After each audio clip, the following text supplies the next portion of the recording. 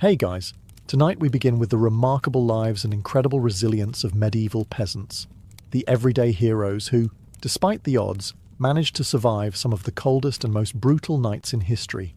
From makeshift insulation tricks to communal sleeping strategies, their story is one of grit, ingenuity, and determination. So before you get comfortable, take a moment to like the video and subscribe, but only if you genuinely enjoy what I do here. And let me know in the comments where you're tuning in from and what time it is for you. It's always fascinating to see who's joining us from around the world. Now, dim the lights, maybe turn on a fan for that soft background hum, and let's ease into tonight's journey together. When you think of medieval life, you might imagine jousting knights, grand feasts, and merry fairs. But for the average peasant, winter was less about merriment and more about, how do we not die tonight? It wasn't just a season. It was a test of endurance that came around every year, like an especially cruel teacher who didn't believe in second chances. Picture this. You're living in a tiny mud and stick hut, with walls so thin you could probably hear a bird sneeze from outside. No insulation. No windows, unless you count a small hole stuffed with animal skin. And definitely no thermostat wars with your siblings. The inside temperature of your home was usually just a polite couple of degrees above whatever the weather was doing outside. If it was freezing outdoors, it was politely slightly less freezing inside. Congratulations. Nights were the worst. Darkness swallowed everything. The wind howled like an angry ghost, and the fire in the hearth sputtered pathetically, doing its best but mostly just roasting the toes of whoever was sitting closest. If you were on the other side of the room, sorry, you might as well have been camping outside, with worse snacks. Clothing wasn't much help either. Peasants didn't own fancy fur coats or goose-down blankets. You had a couple of rough-spun wool tunics, maybe a cloak that smelled suspiciously of goat, and a hope that layering them would turn you into some kind of human onion. Spoiler, it didn't really work, and forget about snuggling under soft quilts. Beds were often nothing more than sacks stuffed with hay or straw, maybe with a few old rushes thrown in for good measure, and bonus, some fleas for extra company. Luxury, thy name is medieval peasant life. The cold wasn't just uncomfortable, it was dangerous. Frostbite, hypothermia, and general freezing to death were constant risks, especially for young children and the elderly. Every morning that you woke up still breathing was considered a minor miracle, and honestly, worth celebrating. Maybe with a slightly less frozen turnip for breakfast. So yes, surviving a medieval winter wasn't about comfort. It was about gritting your teeth, piling on every piece of cloth you owned, huddling with your livestock, and praying you didn't wake up with icicles hanging off your eyebrows. And the real adventure? It was just beginning. If you think your apartment is drafty because the window doesn't close properly, medieval peasants would like a word. Their homes weren't just drafty. They were basically very enthusiastic wind tunnels with a roof. Most peasant houses were what historians politely call wattle and daub construction. Translation? Sticks crisscrossed like a giant basket, smeared with a charming mixture of mud, straw, and animal dung. Yes, dung. They weren't trying to be gross. Dung was a cheap, sticky insulator. Plus, it was always readily available, shall we say. These walls, no matter how lovingly smeared, didn't stand much chance against a proper winter storm. The cold wind found every crack, every gap, and gleefully danced its way into the one-room homes, swirling around and making sure you never got too comfortable. Privacy? Absolutely not. Warmth? Not really. Character building? Definitely. And then there were the roofs. Thatched roofs looked picturesque, sure, but after a few months of rain and snow, they sagged, leaked, and occasionally let in the local wildlife. Nothing says pleasant evening like a squirrel dropping onto your dinner. Windows, if they existed at all, were laughably tiny and usually covered with thin animal hides or wooden shutters. Glass was so expensive that even the lord of the manor probably couldn't afford more than a single tiny pane. And peasants. They were just happy if the wind didn't rip the cowhide right off the wall mid-blizzard. To make matters worse, floors were often just compacted dirt. When it rained or snowed heavily, mud seeped up through the ground, so technically you could say they had indoor water features. Not that they appreciated it. In winter, every step inside your own home could feel like trudging across a frozen marsh. Cold from below, cold from above, cold from inside. It was a three-dimensional assault on your body heat. But medieval peasants weren't the type to whine. They packed gaps with moss, jammed old rags into the worst drafts, and huddled close to each other. Human insulation at its finest. Creativity, stubbornness, and a bit of sheep grease rubbed into the walls were often the only things standing between them and becoming medieval popsicles. Because if your house was falling apart, and your best protection against the elements involved mud and goat hair, well, at least you could laugh about it. Sort of. If your teeth weren't chattering too hard. As if the freezing air wasn't enough, medieval peasants also had to battle a silent enemy rising from below, the frozen ground itself. Floors weren't really floors back then. They were just slightly flatter patches of earth inside your home. Maybe if you were lucky, someone had thrown down some straw or old rushes to give you the illusion of comfort. But make no mistake, you were sleeping one insulted back away from the cold, hard dirt. And oh, that cold was relentless. It seeped up from the earth like an evil little ghost, worming its way through the straw into your bones and straight into your very soul. If you dropped anything onto the floor during a winter night, congratulations. It was now part of the permafrost. Medieval peasants tried to fight this grim battle in a few ways. One method was layering thick mats of straw across the floor. If you could afford it, or more realistically, if you could steal enough of it from your neighbour's field without getting caught, you might have a decent insulating barrier. But straw flattened fast, got mouldy even faster, and added an extra crunchy soundtrack to your already miserable nights. Some homes layered dried rushes onto the dirt instead. Every so often they would throw fresh rushes on top without cleaning out the old ones. Over time, this created a fascinating ecosystem of decomposing plants, fleas, and whatever mystery creatures decided to move in. It was basically medieval carpet padding. If your carpet was alive, slightly damp, and smelled like a wet dog. Beds, for those who had them, didn't solve much. They were usually little more than wooden frames packed with, you guessed it, more straw or hay. Instead of cosy mattresses, you had poking, shifting, crunchy layers that did little against the cold radiating from below. Tossing and turning wasn't about comfort. It was a desperate, awkward dance to keep blood flowing and avoid freezing one side of your body. The truth is, medieval peasants didn't conquer the icy ground so much as learn to live uncomfortably above it. A good night's sleep wasn't about dreams or softness. It was about waking up with all your toes still attached. And if you could pull that off, hey, you were doing better than most. If medieval homes had a single hero during winter, it wasn't the roof, or the walls, or even the brave layers of dirt and dung insulation. It was the hearth, a crackling, stubborn fire pit that served as the only real defence against the cold, the darkness, and the general gloom of medieval life. At the centre of nearly every peasant home was a simple fire. No fireplace with a fancy stone mantel, no neat chimney sweeping the smoke skyward. Instead, you had a basic pit or pile of stones, some half-burned logs, and enough smoke pouring into the room to make you wonder if you were slowly becoming a ham. That's right. Most homes didn't even have chimneys. Smoke just kind of did its best. It drifted out through small holes in the roof, cracks in the walls, or right into your lungs if it was feeling lazy that evening. It wasn't ideal for breathing, or your overall lifespan. But on the bright side, it did a great job of fumigating fleas and other unwanted guests. Who needs pest control when you're marinating in smoke 24/7? The hearth wasn't just about warmth either. It was the kitchen, the light source, and sometimes even the medieval version of a television. People sat around the fire telling stories, gossiping, or just staring into the flames because, frankly, there wasn't much else to do after sunset.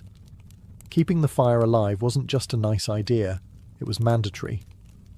Letting the fire die out at night was like putting up a sign for the cold to come in and finish you off. Plus, reigniting a fire in winter wasn't as easy as striking a match.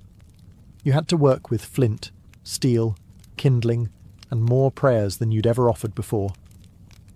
Everyone in the family had a duty, stoking the flames, watching the embers, adding peat, sticks, or if you were lucky, a precious piece of dry wood. It was a constant battle between human persistence and the smothering cold that wanted nothing more than to snuff you out. The hearth didn't guarantee survival, but without it, survival was downright impossible.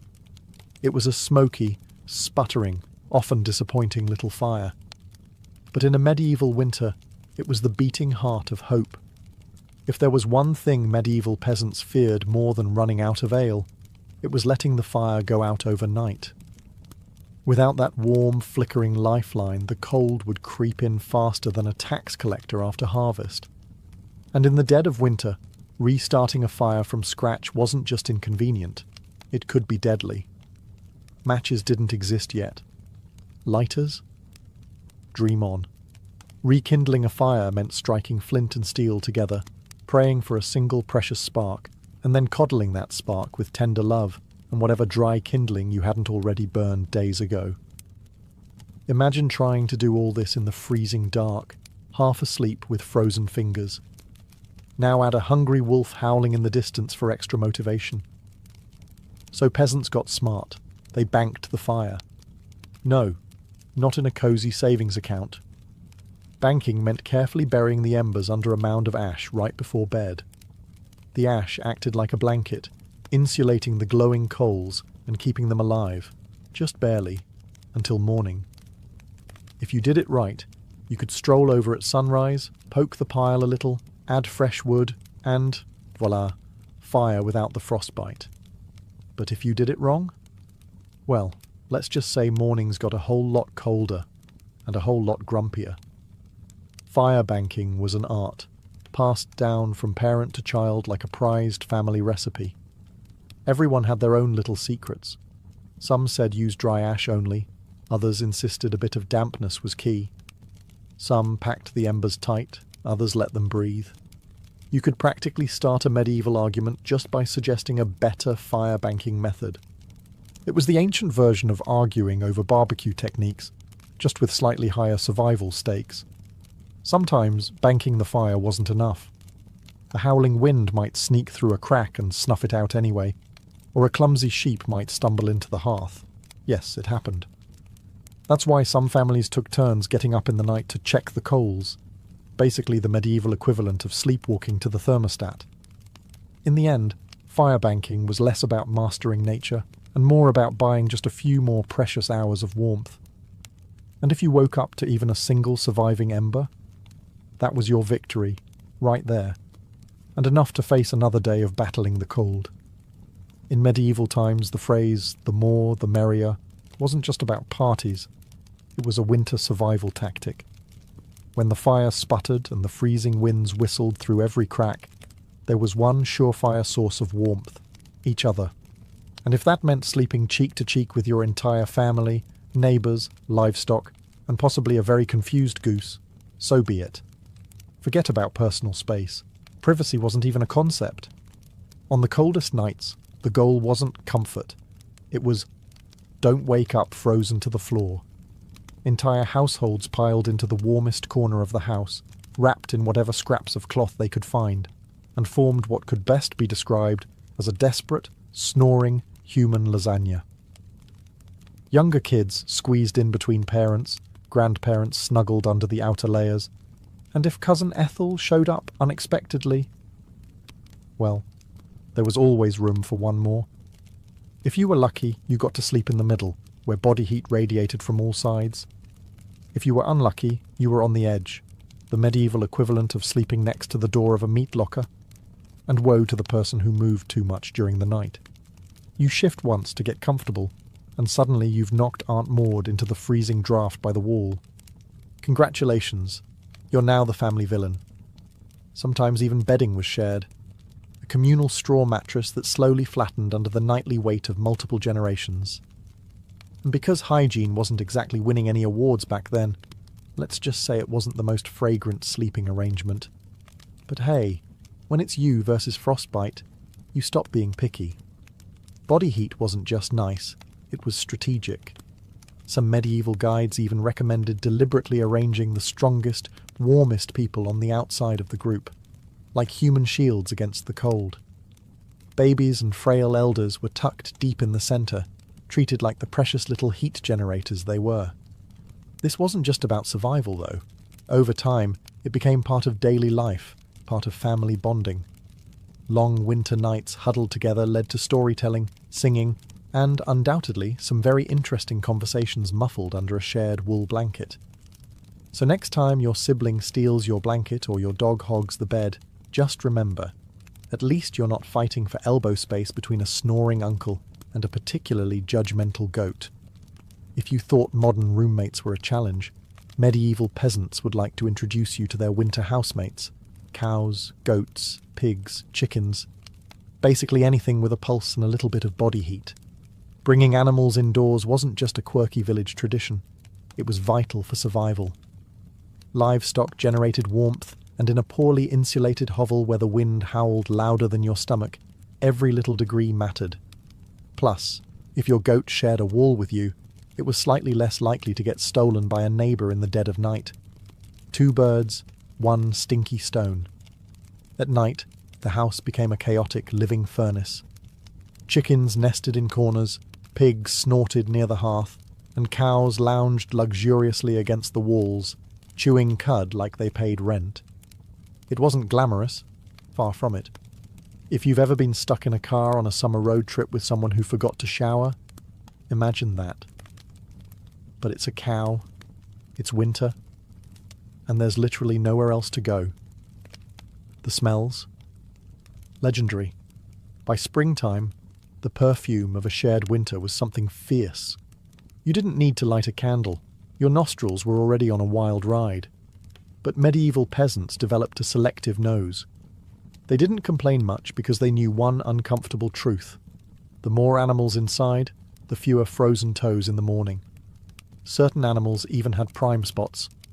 Cows, being the biggest and warmest, usually took centre stage near the family. Goats were allowed closer in for their warmth, and because goats, being goats, would find a way inside anyway. Chickens roosted in rafters or old baskets, and pigs, well, pigs didn't care.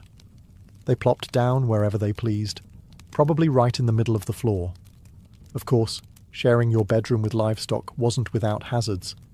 Imagine drifting off peacefully, only to be rudely awakened by a chicken deciding your hair makes a good perch, or stepping barefoot into something suspicious.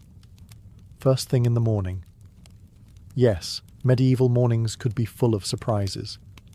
Still, despite the noise, the smells, and the occasional hoof to the ribs, peasants understood the simple math. Cold kills, and cows cuddle, whether they want to or not. In the battle against winter's icy fingers, a warm, slightly slobbery cow breath was often the deciding factor between life and death. In medieval winters, fashion wasn't about looking good, it was about not dying. Peasants weren't flipping through the latest trends, they were layering up like they were preparing for battle against the Grim Reaper himself. The rule was simple: if you owned it, you wore it. Sometimes, all at once. First, the basic under-tunic, a scratchy, probably not too clean linen shirt. Over that, a thicker woolen tunic, then another, if you had it. Add some leggings that sagged at the knees, a rough cloak draped over your shoulders, and, if you were really lucky, a patched-up sheepskin thrown on top like a prize trophy. Congratulations, you are now approximately 10% warmer and 90% itchier. Boots were a luxury. Many peasants wrapped their feet in layers of cloth or old rags and stuffed them into wooden clogs. If the cold still bit through, well, you just added another rag and hoped you didn't lose a toe. and forget about washing all these layers. Washing your clothes in the middle of winter meant dragging them to a frozen stream, smashing through the ice, and then waiting 2 days for your only shirt to dry. If it didn't just freeze into a tragic shirt cycle. Most peasants wisely decided that smelling like a mix of smoke, sweat, and sheep was a small price to pay for not freezing solid. Interestingly, the dirt and grease buildup had a bonus feature: insulation. That grimy layer locked in body heat. It was like a medieval Gore-Tex jacket, just smellier and far less socially acceptable today. Hats, scarves, and gloves were prized treasures. A simple woolen cap could mean the difference between making it through the night or waking up with hair frozen to the wall. Gloves were often homemade from whatever scraps of leather or fabric people could scrounge, sometimes looking more like sad puppet costumes than anything fashionable. Children were especially swaddled until they resembled overstuffed turnips, waddling awkwardly around the house. The goal was to trap as much precious body heat as possible. Style, elegance, never heard of them. Warmth was the real medieval flex. So, the next time you complain about layering up for a chilly day, just remember, medieval peasants walked around wearing half their wardrobe at once, looking like lumpy laundry bags, and counting themselves lucky for it. In the medieval peasant playbook, dirt wasn't just something you scrubbed off. It was practically a survival tool. As it turns out, getting grimy wasn't a sign you'd given up on life. It was tactical, strategic, dare we say, genius. See, winter posed a very specific problem: heat loss. Clean clothes, especially freshly laundered linen, were surprisingly terrible at keeping you warm. They were breathable, sure, but when the air temperature hovered somewhere between hypothermia and instant regret, breathable wasn't exactly a selling point. That's where dirt came in. As peasants trudged through day after day without washing their clothing, layers of grime, natural body oils, and good old-fashioned mud began to build up on their tunics, cloaks, and leggings. Over time, this natural armour clogged the tiny gaps in the fabric, making clothes more wind-resistant. It was like medieval weatherproofing, just smellier. Sure, you smelled like a goat who lost a bet, but guess what? You were warm. In fact, some medieval folks believed that washing yourself too often in winter could actually make you sick. Better to keep that protective, holy filth barrier intact. Bathing was rare, laundry even rarer, and soap, when it existed, was reserved for serious occasions, like when the bishop showed up, or maybe right before you died. Adding to the strategy, peasants layered their clothes without changing the ones underneath. You just threw your new layer on top of last month's. Eventually, you became a walking museum of the past 6 weeks. Every stain telling the heroic story of that one time I slipped in the mud but didn't die. To outside observers, medieval peasants might have looked and smelled like they had completely given up on hygiene. But the peasants knew better. That grimy, crusty tunic was a thermal shield against death by frostbite. It wasn't glamorous, but neither was freezing to death because you wanted to smell like flowers. Besides, in a world where literally everyone stank to high heaven, you weren't offending anyone. Nose blindness was practically a way of life. So yes, in medieval winters, filth wasn't failure. It was fashion. It was function. And if you had a thick, greasy outer layer by February, you, my friend, were winning at life. If you thought medieval peasants spent their winters tucked into plush featherbeds with embroidered quilts, think again. The reality was a bit more rustic. And by rustic, I mean, let's sleep on a pile of dead plants and hope for the best. Beds, in the medieval peasant world, were usually a rough wooden frame, if you could afford one, covered with a big sack stuffed full of straw, hay, or old rushes. That's it. No memory foam, no orthopedic support, no 5-star hotel experience. Just a crunchy, lumpy, slightly pokey mess that smelled faintly of barnyard and regret. Every toss and turn in the night brought a delightful soundtrack of crinkling straw, and the occasional sharp jab from a rogue stalk. Some peasants even skipped the wooden frame altogether and just threw the straw straight onto the dirt floor, creating a luxurious, ground-level sleeping experience that modern influencers would probably rebrand as earth-connected slumber. The straw mattresses weren't just uncomfortable, they were temporary. Over time, the straw flattened, grew mouldy, attracted bugs, and generally turned into a biological hazard zone. Changing the straw was a big event, usually done a few times a year if you were diligent, or whenever your bed started actively moving without your permission. Rushes were a popular alternative. These long grasses were spread thick on the floor, sometimes mixed with herbs like lavender or rosemary to mask the overwhelming odour livestock aroma of daily life. Fresh rushes smelled lovely, for about a day.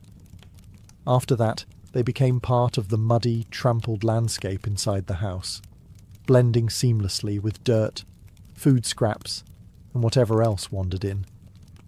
And let's not forget the bedfellows. Fleas, lice, and other charming critters loved straw bedding almost as much as the peasants did.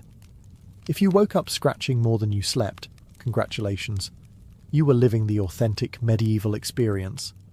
Despite the hardships, these humble beds were lifesavers. Piles of straw provided a crucial insulating layer against the frozen earth, and clumping together atop them created pockets of shared body heat, medieval central heating at its finest. So, next time you sink into your soft, supportive mattress, just remember, somewhere out there, a medieval peasant is looking down at you from history, grinning through a mouthful of missing teeth and saying, "Must be nice." When you live in a house made of sticks, mud, and optimism, you quickly learn that winter breezes aren't just a nuisance, they're personal attacks. Medieval peasants didn't just fight the cold from the outside, they fought it from inside their own homes, armed with nothing but whatever they could cram into the cracks. And trust me, there were a lot of cracks. Walls warped, mud crumbled, thatch sagged. The cold seemed to find new places to sneak in every night, like a mischievous poltergeist with a grudge. Sealing up the house became an art form. Peasants stuffed gaps with moss, straw, scraps of old cloth, bundles of dry grass, and sometimes even animal hair. If it was soft, squishy, or vaguely insulating, it was jammed into a hole somewhere. Some particularly determined souls daubed extra layers of mud and dung over the outside of their walls as an annual winter project. Imagine standing there in freezing weather, slapping cold manure onto your own house while muttering, "This is fine, this is luxury." Because in a way, it was. Roof leaks were another battlefield. Thatch, while cheap and plentiful, wasn't exactly waterproof, especially after a few seasons of rain and snow. Peasants would plug holes in the roof with spare bits of cloth, bundles of reeds, or, in moments of true desperation, chunks of turf stolen from the nearest field. Every home eventually started to look like a slightly sad patchwork quilt made by someone who gave up halfway through. Doors? Windows? If you had them, you were lucky. But even then, they were little more than wood planks hung by iron nails and sheer stubbornness.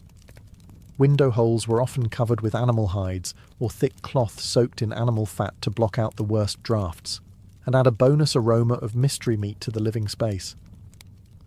Every night was a battle between human ingenuity and the relentless, sneaky cold.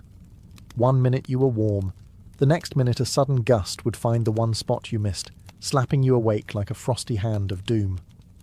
Yet somehow, through cleverness, stubbornness, and a refusal to accept slightly frozen as a permanent state of being, medieval peasants patched, stuffed, and muddled their way through the worst winters nature could throw at them, one muddy handful at a time.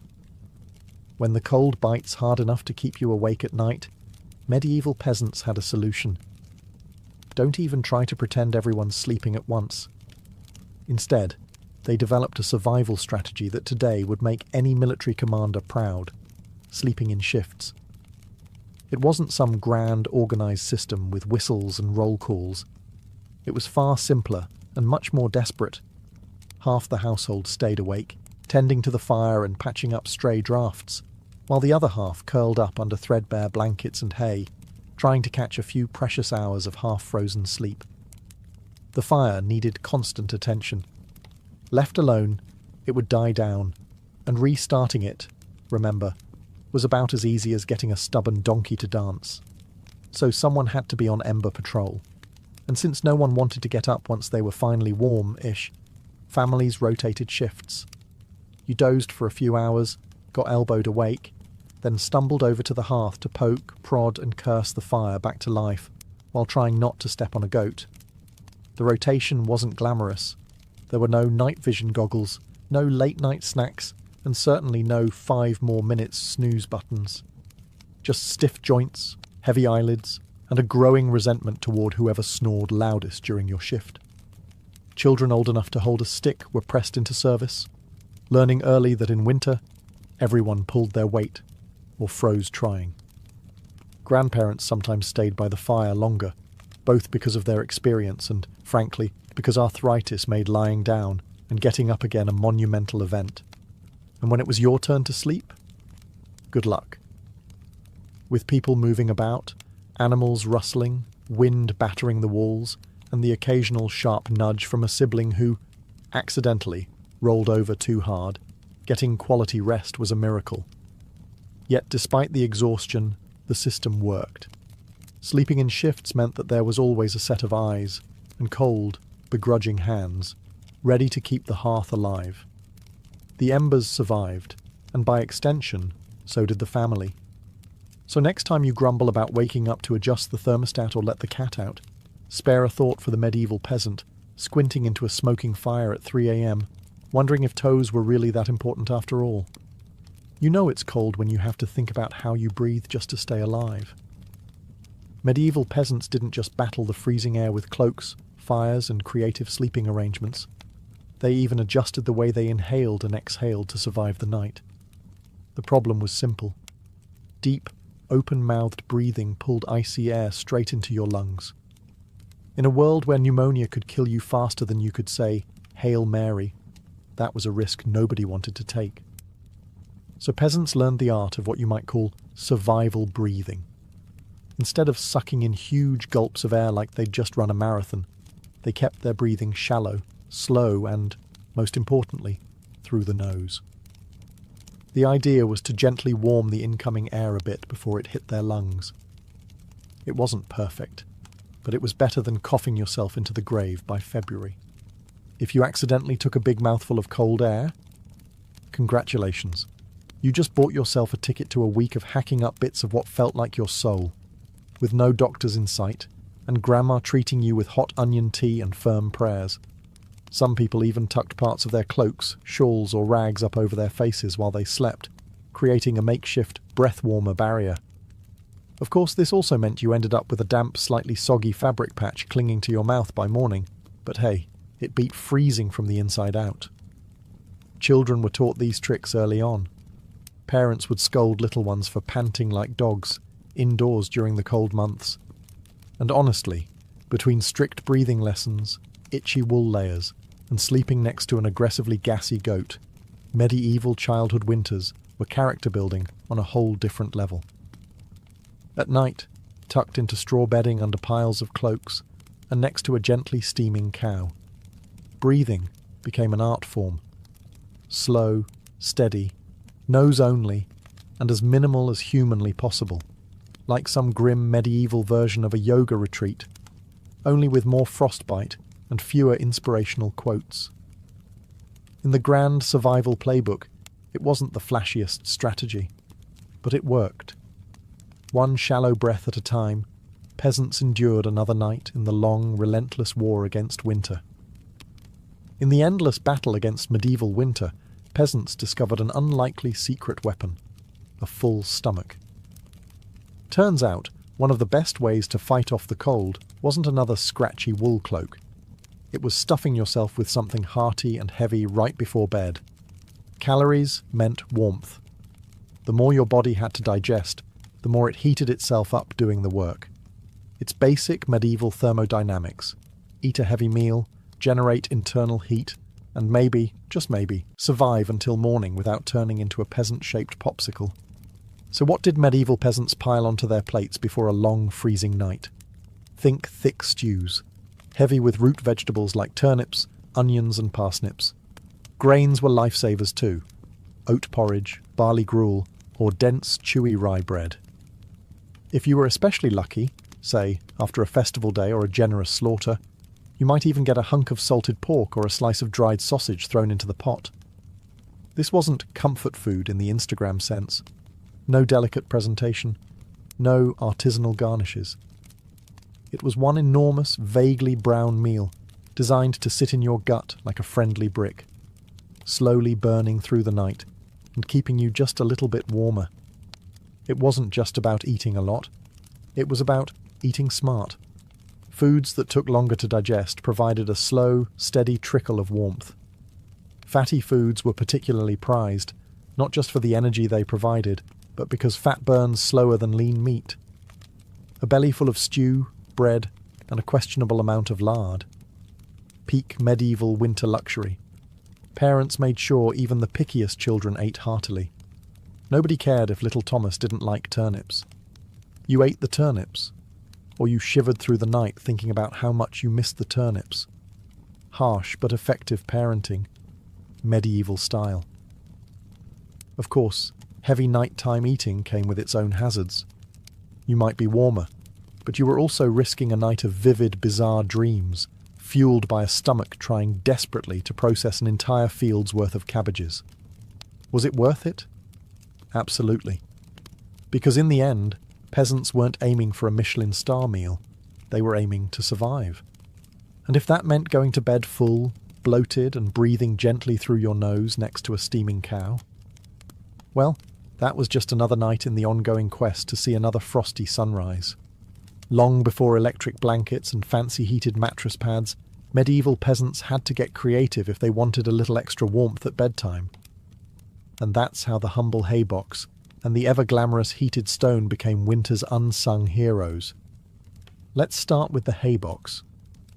It sounds rustic, and it absolutely was, but the idea was pure genius. Peasants would take a sturdy wooden box, line it thickly with hay, and use it to store food that had been cooked earlier, keeping it warm for hours. Leftover stew, hot porridge, toss it into the hay box, cover it up, and it stayed hot enough for a late-night snack without needing to risk reigniting the fire. Medieval slow cookers, basically. But peasants didn't just stop at food. They realised if hay could trap the heat from a stew pot, it could also trap the heat from something even better. Rocks. Enter the era of the heated stone. Before heading to bed, someone, probably whichever unlucky child lost the family argument, would grab a flat stone and chuck it into the heart of the hearth fire. After roasting it until it was nearly too hot to touch, a fine line between helpful and third-degree burn, they'd fish it out using a stick or some old tongs.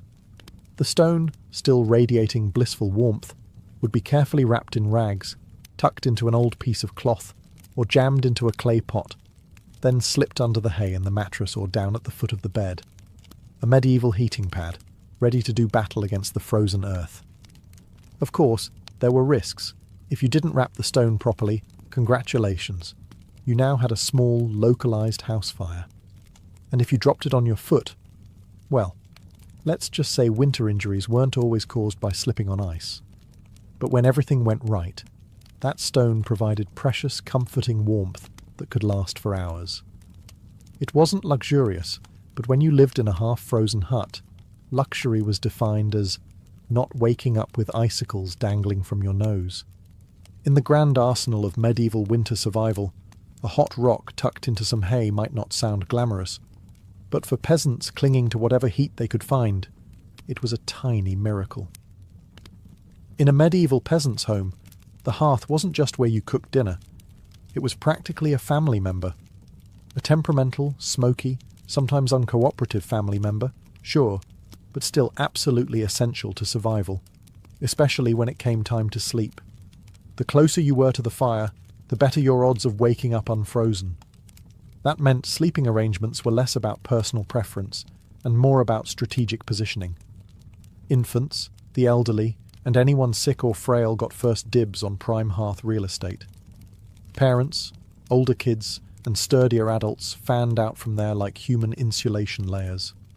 Being assigned a spot close to the fire wasn't just kindness, it was basic survival math. Babies were fragile heat generators, and elders were precious repositories of family knowledge, and, let's be honest, the best gossip. Protecting them with prime warmth was non-negotiable.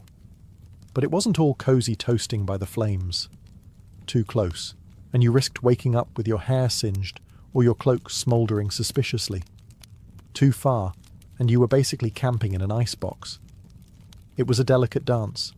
Stay near enough to bask in the fire's glow, but not so near that you had to explain to your neighbour why you now looked like a half-cooked roast. The fire also didn't spread warmth evenly. It mostly roasted the people directly in front of it, while everyone else fought over the narrow cone of heat like cold lizards jostling for a sunbeam. If you were lucky enough to fall asleep facing the fire, you might have one blissfully warm side, and one side frozen so solid you could probably knock on it. Pets and livestock, of course, muscled in too. A dog might wedge itself between you and the fire, tail wagging dangerously close to open flame. Chickens sometimes perched perilously on hearthstones, clucking softly into the night like tiny feathery guardians of warmth. Every crackle of the logs, every shift of glowing embers was a tiny promise. You're still alive, you're still warm, for now. And so peasants drifted into uneasy sleep, lulled by the fire's pops and hisses, each breath forming small clouds in the frigid air beyond the fire's fragile circle. It wasn't perfect, it wasn't comfortable, but it was life, clinging to warmth by a thread of glowing coals. In the medieval world, no one survived winter alone, unless they wanted to become a very stylish frozen statue by January. Survival wasn't just a family affair. It was a village project, a messy, muddy, loud collaboration where everyone's warmth and life depended on everyone else. The peasants knew that in the dead of winter, a strong fire and a pile of hay could only do so much. If your neighbour's house went dark, you noticed. If the smoke from old Tom's hearth suddenly stopped curling into the sky, someone went to check. And not just because Tom owed you a chicken, though that might be part of it, but because community meant survival. Villages had unofficial winter watchers, often the young or the elderly, who couldn't work the fields, but could keep an eye on who was coughing too hard, who hadn't come to barter at the market in a few days, or whose home looked a little too still in the morning frost. These people were the medieval version of neighbourhood patrol, minus the reflective vests, plus a lot more sheep. If a family's fire went out, it was a near emergency. A good neighbour would rush over with a glowing coal bundled in rags, or better yet, invite them into their own smoky, overcrowded hut for the night. Yes, it meant squeezing an extra 4 bodies into an already cramped space, but it was better than finding frozen friends come spring thaw. Communal food stores played a role too. During especially brutal winters, villages sometimes pooled their last salted meat, grain, and dried vegetables. It was grim charity. No one had much, but a few communal meals could be the difference between staggering into spring or not. Even children understood the stakes. They helped deliver wood, shared embers, and ran urgent messages when someone needed help. No one was too small or too tired when winter came knocking.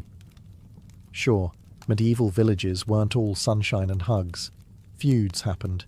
Disputes over land, goats, or who borrowed whose good cooking pot never really went away. But when the nights grew deadly cold, old grudges were often quietly shelved. After all, a rival was still worth saving, because tomorrow it might be you needing rescue. In the icy heart of winter, the village became one big, stubborn family. Sometimes dysfunctional, often hilarious, always fiercely determined to survive together. One muddy boot, one crackling ember, one frozen smile at a time. When medieval peasants faced the merciless cold of winter, they didn't just pile on cloaks or stoke the fire. They prayed. A lot. Because when the wind howled like wolves outside your paper-thin walls and the fire shrank into sullen embers, you wanted every possible advantage, including a little divine intervention. Faith wasn't just a Sunday affair back then.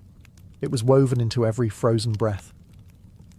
Before crawling under layers of straw and scratchy wool, families would kneel together, offering up hurried prayers to keep the fire burning, the roof intact, and their toes attached by morning. Saints became more than distant holy figures. They were winter's frontline defence. Saint Blaise, for instance, was called upon to protect against throat ailments. Not a minor concern when one mouthful of icy air could land you coughing up your soul. St. Nicholas wasn't just the jolly gift-giver of later legend. He was also asked to protect households from sudden ruin during the lean, deadly months. Superstitions wrapped themselves snugly around daily survival. Some families sprinkled a little holy water near the hearth before sleeping, hoping it would protect against evil spirits, or at the very least, mischievous draughts. Others marked doorways with blessed chalk after certain feast days, pleading for warmth and luck to find their way inside. Candles played a role too. Special vigil candles, often blessed by the local priest or the most pious old woman in the village, were sometimes kept burning throughout the night, a flickering plea against the cold darkness clawing at the walls. And of course, no serious winter prayer session was complete without a few promises. Dear Lord, if you just get us through this night, I swear I'll be kinder to my neighbour, even the one who keeps stealing our turnips. Faith wasn't some abstract comfort. It was a daily, urgent conversation. The peasants weren't asking for luxury, just survival. A little heat, a little food, and one more day to muddle through until spring broke the frozen grip on their tiny villages. It was simple, raw hope, whispered into the smoky rafters, tangled in breathless prayers and tucked under itchy blankets, that somehow carried them through the endless, merciless nights of winter. For all the ingenuity, prayers and stubbornness medieval peasants threw at winter, the truth was chilling. Sometimes it wasn't enough. And when winter won, it didn't just take a few unlucky souls. It took entire families, whole villages, vanishing them into silence beneath a heavy shroud of snow and ice. Some winters were particularly cruel, like the infamous Great Famine Winter of 1315, when rains destroyed crops, livestock starved, and freezing temperatures turned an already brutal existence into a slow, grinding disaster. People were so desperate that stories whispered of eating shoe leather, bark, and, in the most horrifying cases, each other. Failure to keep the fire alive wasn't just an inconvenience. It was often a death sentence. Without the hearth's meagre warmth, families huddled together for the final time. Neighbours would sometimes stumble across whole households in spring, bodies still locked in one another's frozen embrace, as if trying to share just a little more heat until the very end. Houses themselves could collapse under the weight of heavy snow or battering ice storms. A roof giving way in the middle of a frozen night wasn't just catastrophic. It was often fatal. Dragging yourself through thigh-deep snow to beg shelter from neighbours wasn't a guarantee either, especially if those neighbours were already stretched to the breaking point. Disease loved the cold too. Starvation weakened the body, and cramped, smoky homes turned into breeding grounds for pneumonia, bronchitis, and other deadly infections. A simple cough in December could easily be a funeral by January. And then there was the quiet horror. Frostbite. Fingers, toes, even ears blackened and died while still attached to their owners. Some villagers survived winters at the cost of their limbs, a grim badge of honour that said, "I made it through, but winter took a piece of me." Yet what's most haunting isn't just the death, it's the eerie normalcy of it. People accepted that each winter, some among them wouldn't see the thaw. Death wasn't unexpected. It was just another neighbour at the door, wrapped in frost, waiting its turn. Even amid the bitter cold and constant threat, medieval peasants pressed on, stubborn, grieving, clinging to life. Because as long as there was one ember left in the hearth, one breath hanging in the frozen air, there was still a fight worth fighting. When we look back at medieval peasants, those muddy, frost-bitten survivors of endless winters. It's tempting to see only their hardships, the cracked hands, the frozen toes, the smoke-choked huts. But buried beneath all that struggle is something far more powerful, a legacy of raw, stubborn ingenuity and unbreakable endurance. They didn't have central heating, thermal jackets, or cozy memory foam mattresses.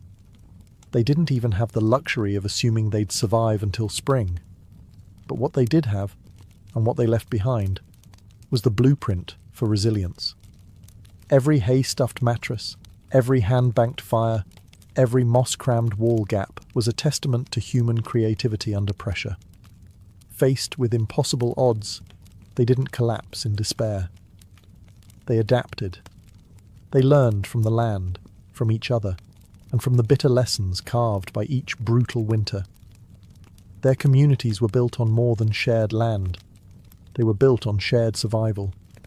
They taught each other to watch over the sick, to pool resources when food ran low, to trust that helping a freezing neighbour today meant someone might help you tomorrow. They lived by the understanding that no one beats winter alone. Their faith, too, was a kind of endurance. They wove prayers into their daily lives, not just out of fear, but out of hope. Fragile, stubborn hope that tomorrow might be a little warmer, a little brighter. Hope that after 100 dark nights, spring would come again, and life would find a way to push through the frozen ground. And somehow, it did. Because of their sacrifices, because of their unglamorous victories, surviving one more night, one more storm, future generations thrived. Bit by frozen bit, they pushed humanity forward, enduring winters their ancestors could barely survive, until warmth and comfort became common expectations instead of distant dreams. Their blood, sweat, and ingenuity are stitched invisibly into the lives we live now. Every cozy blanket, every warm house, every lazy winter evening spent sipping tea under soft lights. All of it is the end result of countless medieval peasants refusing to give in to the cold. So the next time the wind howls outside your double-paned window, maybe spare a thought for them. The nameless, fearless ones who turned shivering survival into a living legacy. One ember, one breath, one stubborn heartbeat at a time.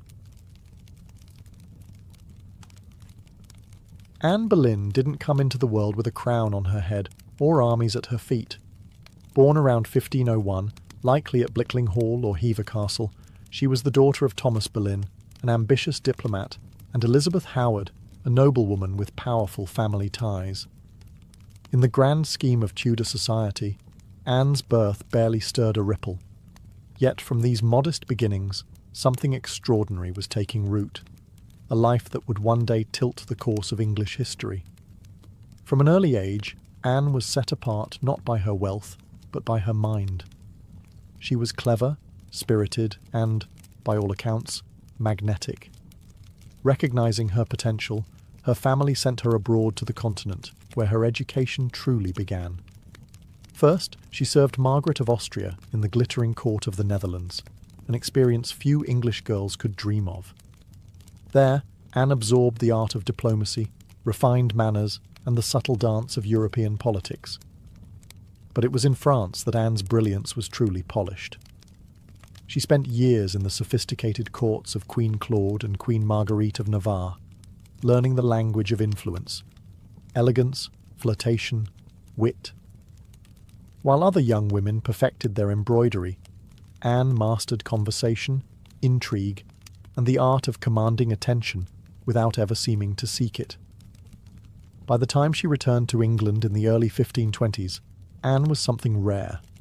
A woman who could rival the sophistication of continental courtiers while carrying the ambition of a rising English house. She wasn't a classic beauty. Even her admirers admitted as much. But she was arresting. Dark eyes that sparked with intelligence, a quick, musical voice, a way of moving that suggested purpose just barely concealed beneath layers of courtly grace. Anne didn't just enter rooms, she changed their gravity.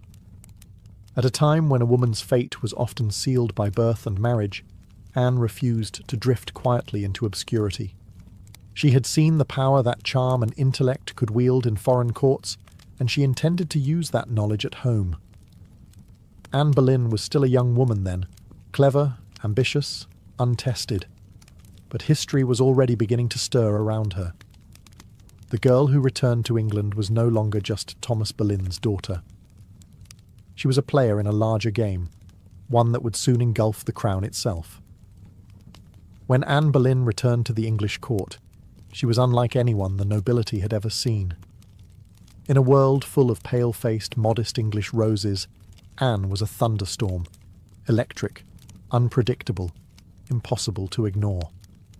Her dark hair, bold eyes, and quick, sharp wit set her apart from the gentle, obedient ladies who filled the court of King Henry VIII. At first, she played the role expected of her, a maid of honour to Queen Catherine of Aragon. But even in the Queen's shadow, Anne's presence flickered like a candle too bright to snuff out. She danced gracefully, spoke French with the ease of a native, and laughed with a confidence few women dared display. Men noticed. Women gossiped. The court buzzed quietly about the striking Boleyn girl. It wasn't long before she caught the most dangerous attention of all, the king himself. Henry VIII was no stranger to flirtation. His court was a playground of whispered promises and secret liaisons. But Anne was different. She didn't swoon at his compliments or fall eagerly into his arms like so many others had. She teased. She challenged. She refused. Henry, a man used to instant adoration, was captivated. The more Anne held him at arm's length, the deeper he fell. Letters passed between them, filled with declarations of love, frustration, longing. Henry offered her the role of royal mistress, the most powerful unofficial position at court. Anne, astonishingly, said no. She would not be just another conquest, a forgotten mistress lost to time. If Henry wanted her, he would have to make her his wife. It was a gamble so audacious that it stunned the court. After all, the king was already married. His queen, Catherine, was beloved by the people and fiercely protected by her nephew, the Holy Roman Emperor. The church itself would have to be defied for Henry to claim Anne. But Anne didn't flinch. She had lived in the courts of Europe, where queens wielded soft power from behind lace fans and painted smiles. She knew ambition was a dangerous game, but it was a game she intended to win. Standing in the candlelit halls of the English court, Anne Boleyn made her choice, not to be merely admired, but to change her destiny, and England's, forever. What began as an intense flirtation between King Henry VIII and Anne Boleyn soon spiraled into a national crisis. Henry wasn't merely besotted, he was obsessed. And in his obsession, he was willing to tear apart everything England had known for centuries. The king's desire to marry Anne hit a small snag, namely, he was already married to Queen Catherine of Aragon. Catherine, dignified and resilient, refused to quietly step aside. She had been Henry's faithful wife for 2 decades, and in the eyes of God and the English people, she was the rightful queen. Divorce wasn't just scandalous, it was almost unthinkable. But Henry was determined. He convinced himself, and tried to convince everyone else, that his marriage to Catherine was cursed because she had once been married to his brother, Arthur. Never mind that the Pope had granted special permission for their union years ago. Henry now insisted that his soul was damned unless he annulled the marriage. Anne, for her part, knew better than to appear too eager.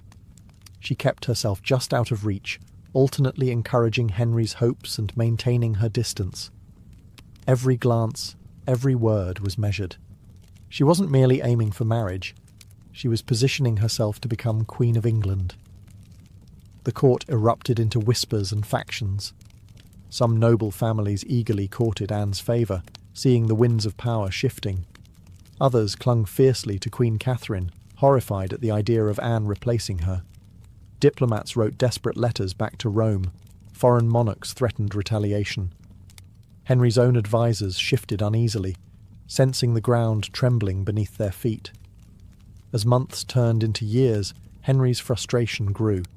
He bombarded the Pope with petitions, manoeuvred his lawyers into finding loopholes, and slowly began to realise that the church would not bend easily. Catherine had powerful allies, including her nephew, Emperor Charles V, the most powerful man in Europe. Still, Henry pressed on, defying advice, tradition, and increasingly, the law itself. His courtship with Anne had become something far greater than personal desire. It was now a challenge to the very structure of England's political and religious life. Anne wasn't just capturing a king's heart. She was dragging an entire kingdom into uncharted waters. A dangerous game had begun, and there could be no turning back. After nearly 7 agonising years of manoeuvring, scandal and diplomatic chaos, Anne Boleyn's gamble paid off. In January 1533, she secretly married Henry VIII, a bold move, given that he was still, technically, married to Catherine of Aragon in the eyes of the Pope and much of Europe. By June, Anne was crowned Queen of England in a lavish ceremony at Westminster Abbey. It should have been the crowning moment of her life, but the atmosphere was far from universally joyful. The people of London watched with wary eyes. Some cheered, others muttered prayers for Queen Catherine. Many wondered if this new queen, with her French manners and daring spirit, was a blessing or a curse. Anne entered her queenship not as a beloved figure, but as a storm. Unlike Catherine, who embodied traditional English values of humility and piety, Anne was dazzling, provocative, and politically savvy. She wore bold colours, commanded the court with sharp intelligence, and made powerful enemies with breathtaking speed. Her position, while seemingly secure, was also terrifyingly precarious. Everything rested on one thing: providing Henry with a male heir. Anne knew this as keenly as anyone.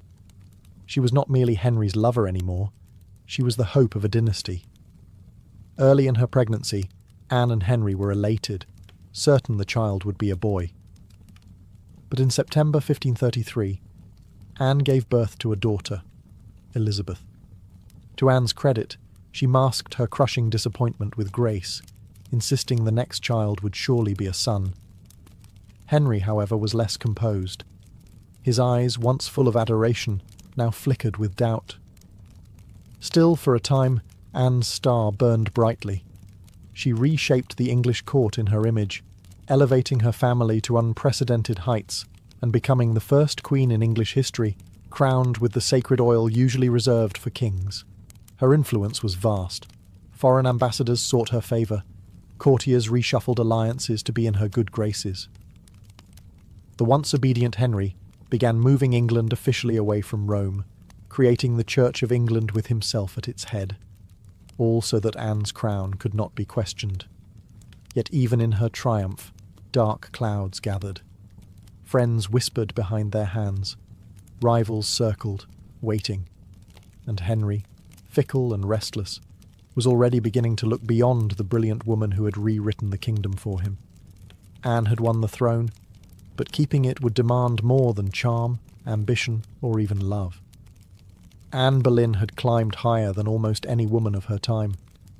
But the higher you rise, the harder the fall. Almost from the moment she placed the crown on her head, the cracks in her world began to show. At the heart of Anne's struggles was the pressure to produce a male heir. Her first child, Elizabeth, though bright and healthy, was not the son Henry VIII had hung his dynastic hopes upon, and the clock was ticking. Anne suffered multiple pregnancies in quick succession, but heartbreak followed. Miscarriages that left her physically weakened and emotionally battered. Each lost child chipped away at the foundation she had built. Henry, once passionately devoted, began to pull away, his disappointment carving rifts between them. Anne, never one to suffer in silence, argued, demanded, fought to keep her place.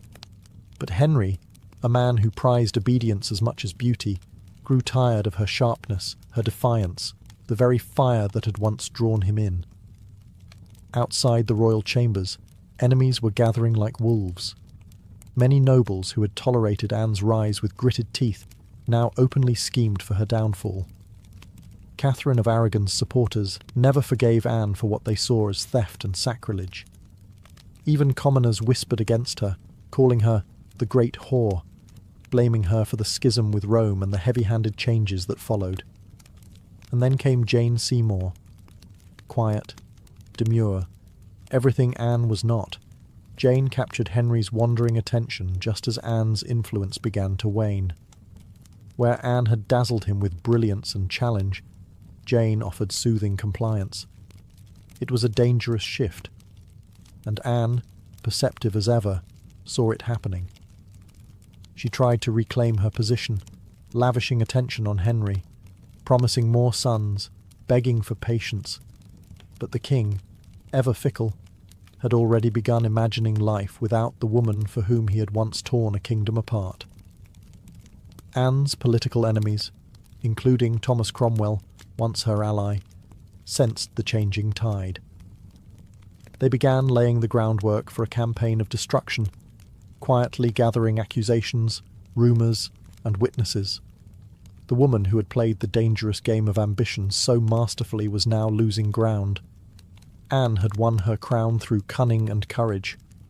But in the brutal, shifting world of Henry's court, past victories meant little. Only fresh success mattered, and Anne's enemies were sharpening their knives. The queen who had shattered a kingdom would soon see how quickly a kingdom could shatter her. Anne Boleyn's enemies didn't attack her with armies or swords. They came with whispers, secrets, and carefully sharpened lies. In the back rooms of court, betrayal was brewing. Silent, patient, deadly. Thomas Cromwell, once Anne's greatest ally in the English Reformation, had turned against her. Their alliance had been built on mutual ambition, but now their interests clashed. Anne wanted reforms to help the poor and limit the power of greedy nobles. Cromwell wanted stability, favour with Henry, and no interference. Anne's boldness had made her dangerous. And in Henry's fickle heart, love had curdled into irritation, suspicion, and cold detachment. Anne had few true friends left. Even her charm, once her greatest weapon, now grated against the court's hunger for a gentler, more pliable queen. And Jane Seymour, quiet and calculating, waited just out of sight, the perfect contrast to Anne's fading fire. It was Cromwell who moved first. Knowing Henry was restless, knowing that the king wanted an exit but lacked a convenient excuse, Cromwell offered a solution. What if Anne could be removed, not by divorce, which would humiliate Henry, but by disgrace? The accusations were wild, monstrous even. Adultery, incest, conspiracy against the king. Anne, the proud, brilliant queen, painted as a betrayer, a temptress, a threat to the very crown she once redefined. Cromwell carefully gathered evidence, coaxing confessions under torture, twisting courtly flirtations into damning testimony. Several men, including Anne's own brother, George Boleyn, were arrested. The charges made little sense. They were riddled with contradictions and impossibilities. But in Henry's court, truth was whatever the king needed it to be.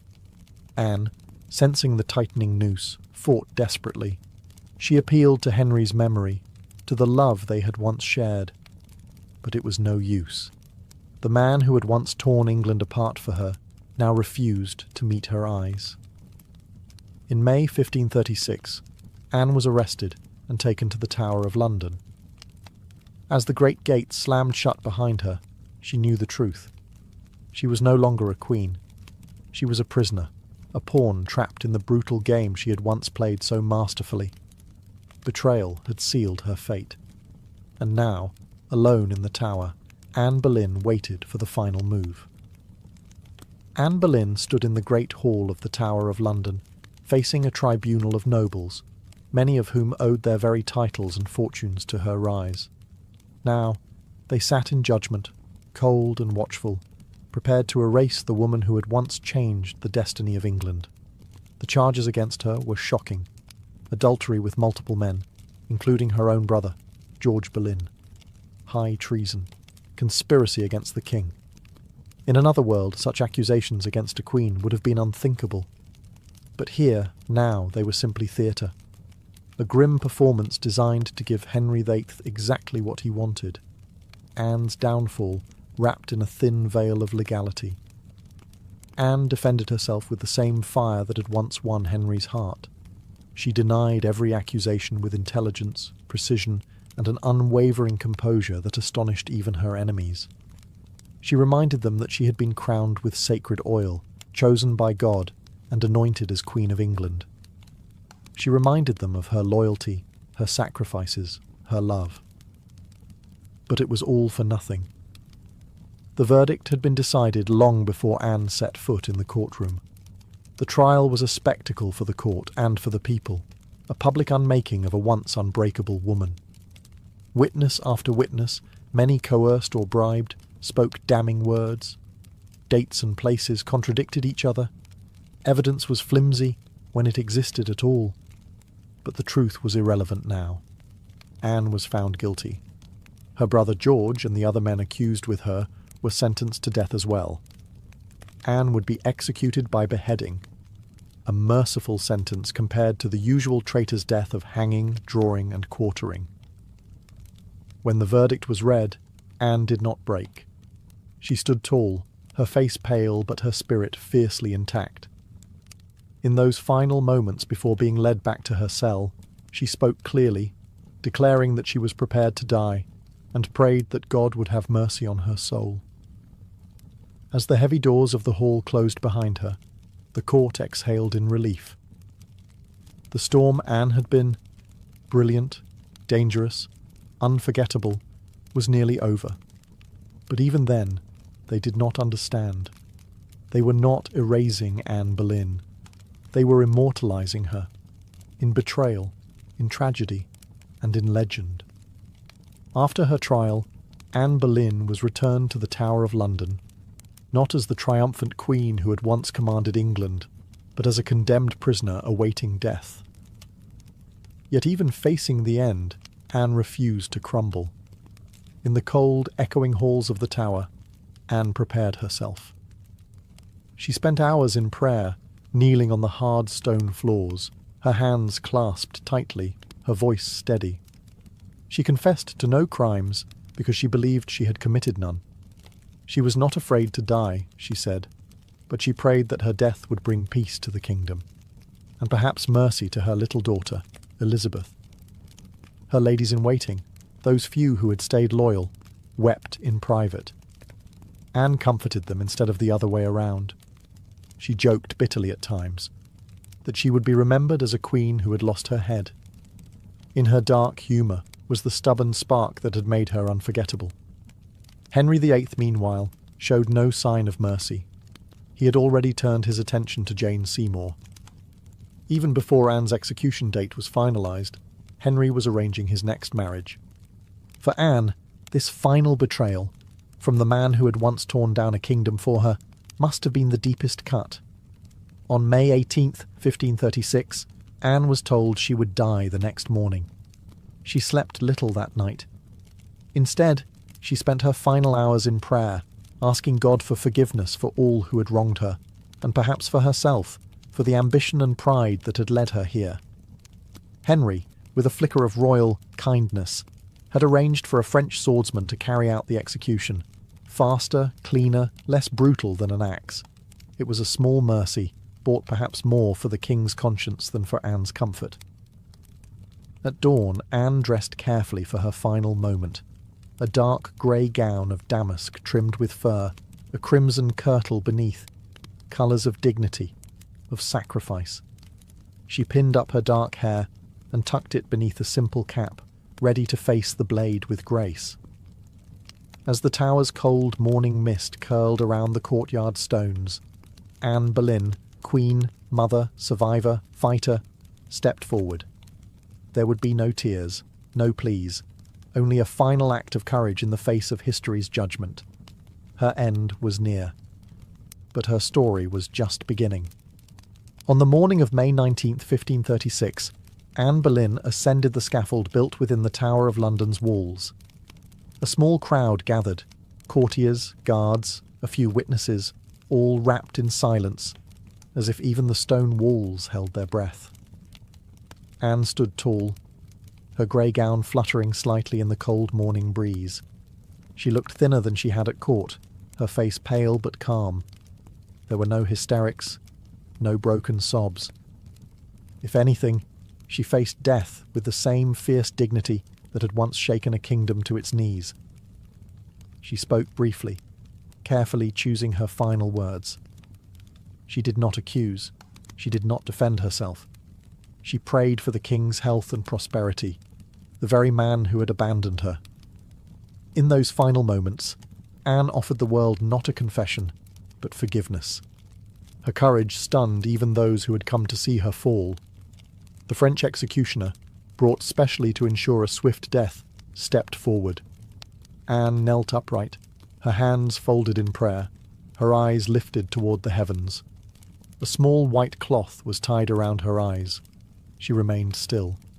The sword flashed once, silent, swift, and Anne Boleyn, queen, mother, history maker, was no more.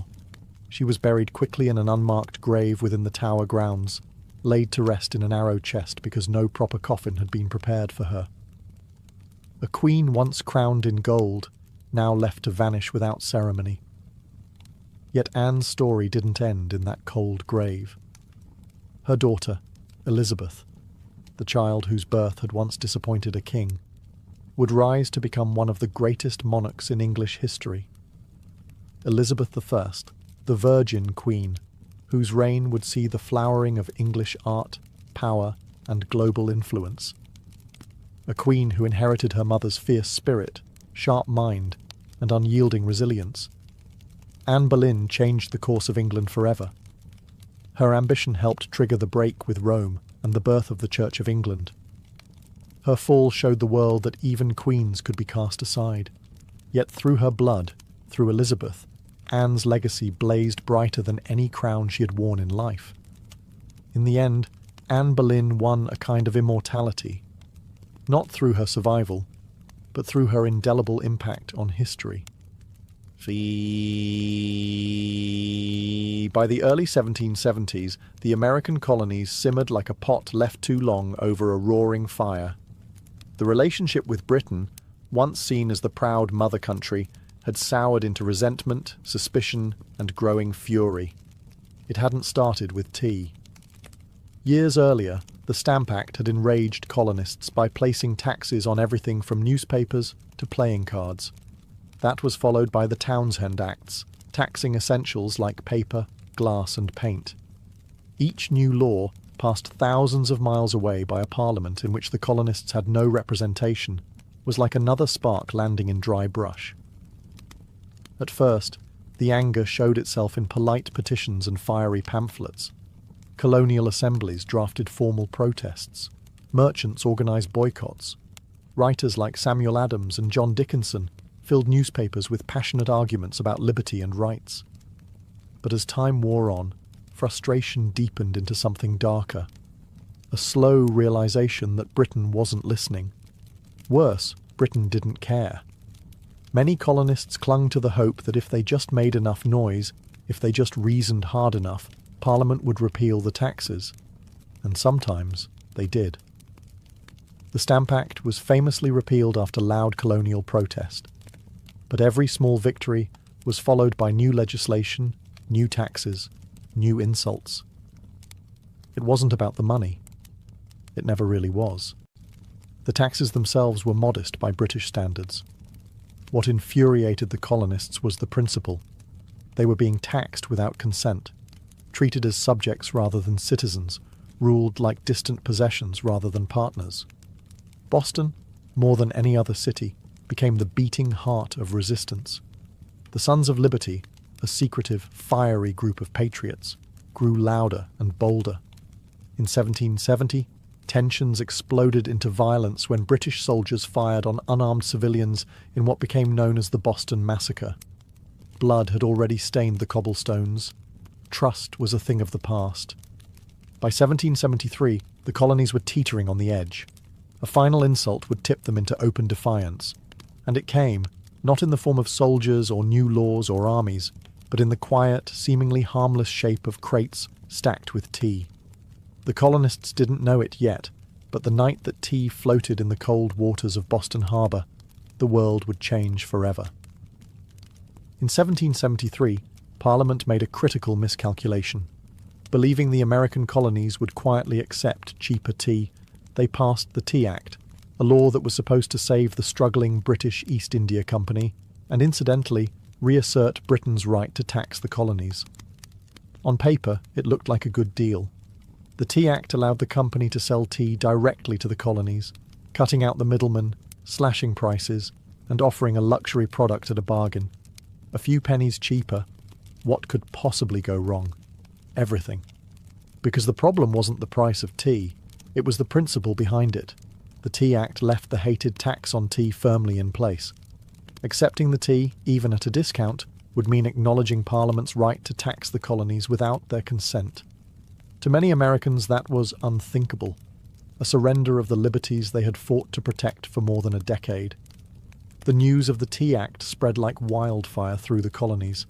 Merchants fumed. They saw their livelihoods threatened by a monopoly that would crush local trade. Patriots raged at the hidden message. The Crown still believed it could do whatever it pleased. In Boston, the reaction was especially fierce. Already a city scarred by the Boston Massacre and years of economic hardship, Bostonians recognized the Tea Act for what it was, a trap disguised as a bargain. Refusing the tea became a matter of honor, a litmus test for loyalty to the cause of liberty. Public meetings swelled. Newspaper columns burned with fiery rhetoric. Groups like the Sons of Liberty, led by Samuel Adams and others, organized boycotts, vowing that no East India Company tea would be unloaded, sold, or drunk on American soil. All across the colonies, ships carrying the controversial tea were turned away by local resistance. In ports from New York to Charleston, the message was clear. We will not be bought. But in Boston, fate twisted differently. 3 ships, the Dartmouth, the Eleanor, and the Beaver, arrived, anchored in the harbour, and sat there, refusing to leave. Royal officials insisted the tea be unloaded. The colonists refused. A deadlock grew, taut as a drawn bowstring. The tension was unbearable. A single act would break it, and history would never be the same again. As the British tea ships sat stubbornly anchored in Boston Harbour, the city itself transformed into a powder keg.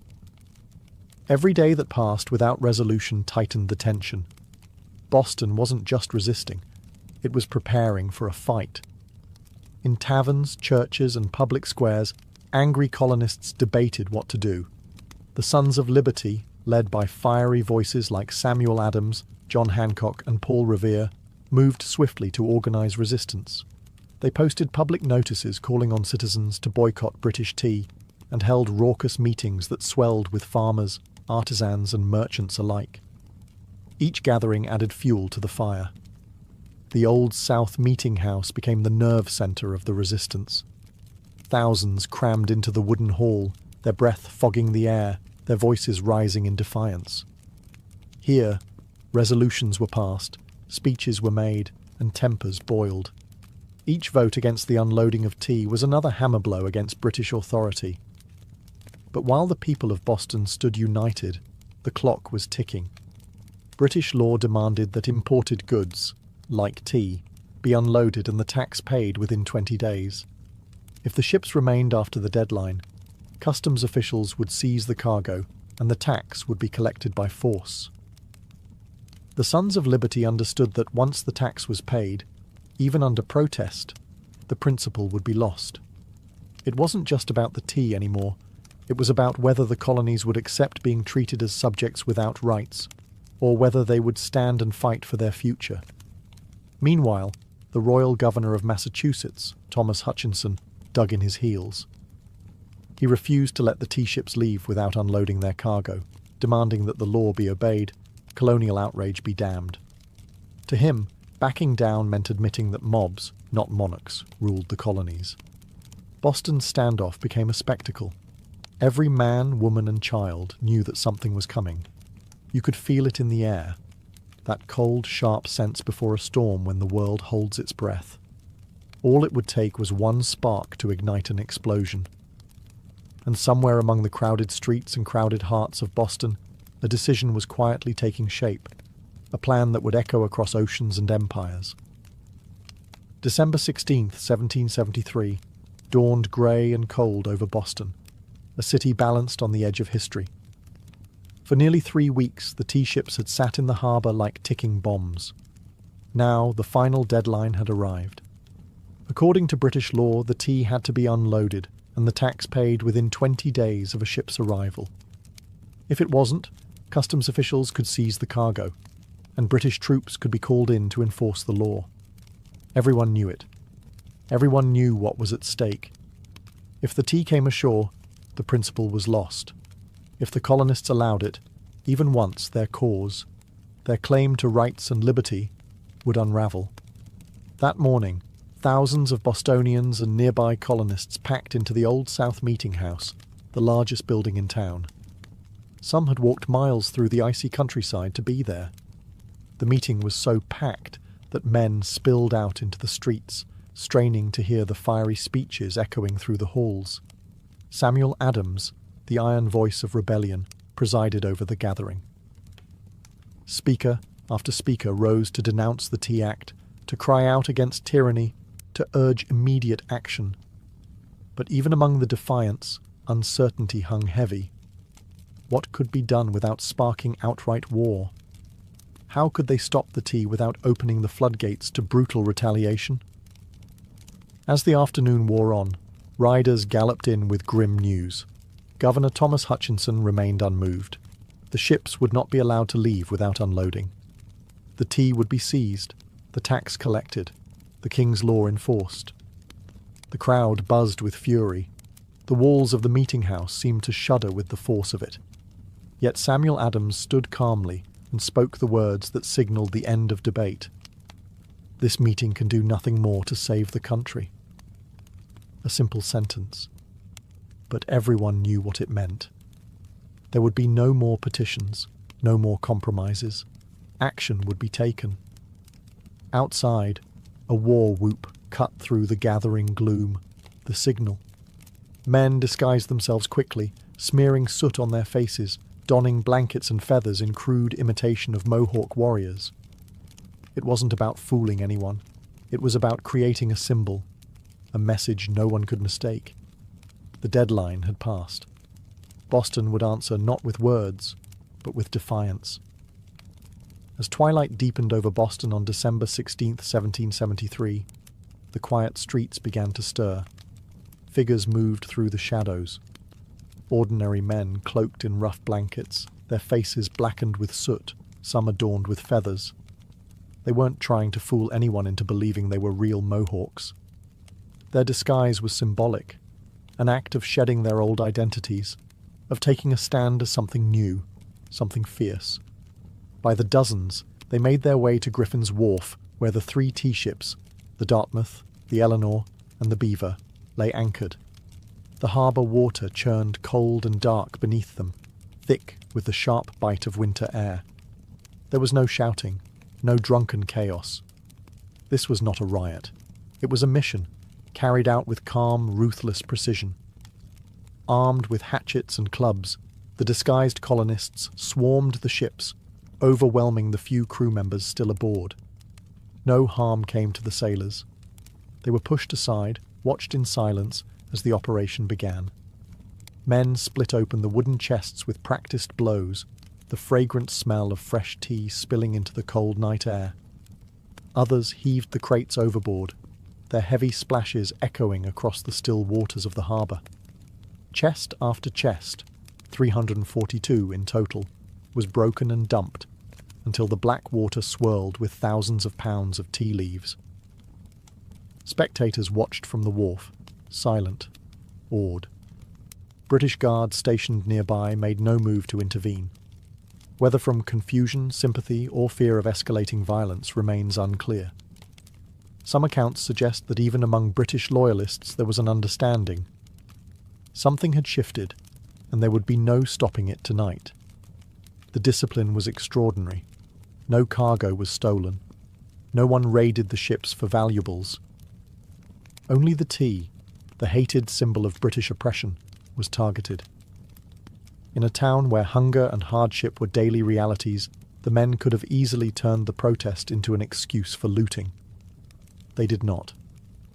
When it was over, the harbour resembled a great, swirling cauldron, filled with torn chests and soaking tea leaves. The smell of the sea mixed with the sharp tang of smashed tea, filling the night air with a strange, bittersweet scent. The work was done. Silently, the men disappeared into the night, vanishing into the alleys and back streets of Boston. They left behind no names, no leaders, no claims to fame, only the unmistakable mark of revolution. As the last broken crates bobbed in the dark water, Boston stood still, almost holding its breath. The Boston Tea Party wasn't a riot, a brawl, or a drunken spectacle. It was something far rarer, an act of cold, deliberate defiance carried out under the cloak of night. The harbour was transformed into a giant, swirling teapot. Thousands of pounds of East India Company tea floated in great mats on the water, staining it black. Some colonists, curious and rebellious, scooped handfuls of soaked leaves from the harbour, only to be chastised by the Sons of Liberty patrolling the docks. Nothing was to be salvaged. No one would profit from this night's work. This was principle, pure and simple. The town woke the next morning to the smell of salty tea hanging heavy in the air. News spread like wildfire. Word of mouth, letters, broadsheets. By midday, everyone from apprentices to merchants knew what had happened, and opinions split fast. Among patriots, there was pride, a fierce, swelling pride that ordinary men had stood up to the mightiest empire in the world and struck a blow for liberty. Among loyalists and moderates, there was horror. To them, the destruction of property was reckless, dangerous. Had the colonies crossed a line they couldn't walk back from? Governor Thomas Hutchinson raged in his mansion, furious not only at the destruction but at the message it sent. If the king's authority could be defied so brazenly in Boston, where else might rebellion spark? British officials were stunned. They had expected protests, boycotts, maybe another riot like those that had broken out over the Stamp Act. They hadn't expected organised, disciplined revolutionaries to calmly destroy tens of thousands of pounds of royal property without so much as breaking a window. The ship's captains, the Dartmouth, the Eleanor, the Beaver, could only watch helplessly as their cargo disappeared beneath the waves. In the official ledgers, the night's loss would be tallied at over 10,000 British pounds, a fortune. But the real loss wasn't measured in pounds sterling or ruined tea. It was measured in trust, in loyalty, in the fragile illusion that Britain still ruled her colonies with consent. The night the tea sank, something deeper rose to the surface, a shared undeniable truth. The age of peaceful protest was ending, a reckoning was coming, and Boston was ready. When word of the Boston Tea Party crossed the Atlantic and reached London, the reaction was swift and furious. To British officials, it was not simply a protest, it was rebellion, an open, mocking challenge to royal authority that could not be ignored.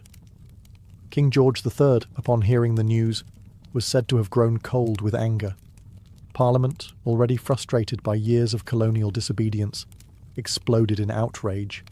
They demanded punishment, not just for the city of Boston, but as a warning to all the American colonies. The result was a series of laws so harsh they were quickly nicknamed the Intolerable Acts in America. The first blow came swiftly, the Boston Port Act. In one brutal stroke, Parliament ordered the closure of Boston's bustling harbour, the economic lifeline of the city, until the destroyed tea was paid for and order restored. Ships could no longer enter or leave. Trade vanished. Goods and supplies dried up. Boston, once vibrant and noisy, grew quiet, its docks eerily still. But the punishment didn't stop there. The Massachusetts Government Act stripped the colony of its self-governing rights, placing it firmly under the king's appointed officials. The Administration of Justice Act allowed royal officials accused of crimes to be tried back in Britain, a clear message that British authorities were untouchable. And to make sure the colonies knew force was an option, British soldiers were quartered throughout Boston, living among the very citizens they were meant to subdue. The message was clear. Rebellion would be crushed. Liberty was a luxury the Crown would no longer tolerate. But Parliament's heavy hand had an unintended effect. Instead of frightening the other colonies into submission, it outraged them. News of Boston's suffering, of its port closed, its people starving under martial law, stirred deep sympathy and righteous anger throughout America. Wagon loads of food and supplies poured into Boston from neighboring colonies. Letters of support, pledges of unity, and secret meetings began to weave the once fragmented colonies closer together. What had once been a Massachusetts problem was rapidly becoming an American one. In punishing Boston, Britain had hoped to make an example of them. Instead, they made Boston a symbol, a rallying cry for resistance. The flames of revolution, once flickering in isolated pockets, now began to blaze from colony to colony. And there would be no easy extinguishing them. The punishment of Boston sent shockwaves far beyond the rocky shores of Massachusetts. Across the 13 colonies, outrage turned into something far more dangerous for Britain: unity. For years, the colonies had acted like distant cousins, bickering and competing, separated by geography, religion, and trade rivalries. But when Parliament slammed Boston's harbour shut and stripped Massachusetts of its self-governance, Americans across the continent realized if it could happen to Boston, it could happen to anyone. From Virginia to Pennsylvania, South Carolina to New Hampshire, the response was swift. Colonists sent wagons full of food, supplies, and letters of solidarity to the suffering people of Boston. Town meetings buzzed with anger. Newspaper printers worked day and night to spread the news. The fight was no longer Boston's alone. It was everyone's. And so, in September 1774, something unprecedented happened. The First Continental Congress convened in Philadelphia. For the first time, representatives from 12 of the 13 colonies gathered under one roof to discuss a unified response. Men like George Washington, Patrick Henry, John Adams, and Samuel Adams, once merely regional figures, now stood together as architects of a movement that was growing larger by the day. Their goal, at least officially, was not yet full independence. Most still hoped for reconciliation, for a return to the old relationship of mutual respect under the British Crown. But beneath the polite debates and carefully worded petitions, a deeper understanding was taking root. The colonies could no longer afford to stand separately. At the Congress, they agreed to a sweeping boycott of British goods. They pledged mutual support in the face of further British aggression, and they made it clear any attack on one colony would be considered an attack on all. In taverns and meeting houses across the continent, ordinary people began using words that had once been whispered only in private: unity, resistance, liberty. In bringing the hammer down on Boston, Britain had imagined it would crush rebellion.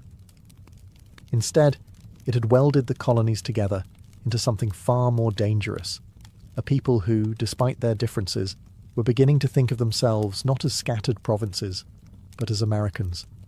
The winds of revolution were no longer just stirring. They were gathering into a storm, and it was too late for Britain to stop it. The night the tea sank into Boston Harbour, it wasn't just crates that were destroyed. It was the illusion that the American colonies could remain loyal subjects forever. The Boston Tea Party lit a spark that no king, no army, no distant parliament could ever snuff out. In the months that followed, that spark caught fire across the colonies. What had once been protests, boycotts, and polite petitions hardened into open resistance. Town militias began drilling openly, storehouses filled with powder and shot. Men who had once toasted King George III in taverns now whispered about revolution under the same roofs. Boston became a symbol of sacrifice, battered but unbowed. The more Britain tried to tighten its grip, the more the colonies slipped through its fingers. Every ship that sailed past the closed, silent harbour of Boston was a silent reminder that tyranny had met its match in American defiance. When Parliament passed the Intolerable Acts, They intended to make an example out of Boston, to scare the other colonies into submission. Instead, they had created a martyr city, a rallying cry. From Georgia to New Hampshire, colonists realized that their fates were tied together. Resistance was no longer about tea. It was about survival, identity, freedom. By the spring of 1775, the tension reached a boiling point outside Boston, in the villages of Lexington and Concord. British troops, sent to confiscate colonial weapons, instead found armed farmers, ordinary men ready to defend their rights with musket fire.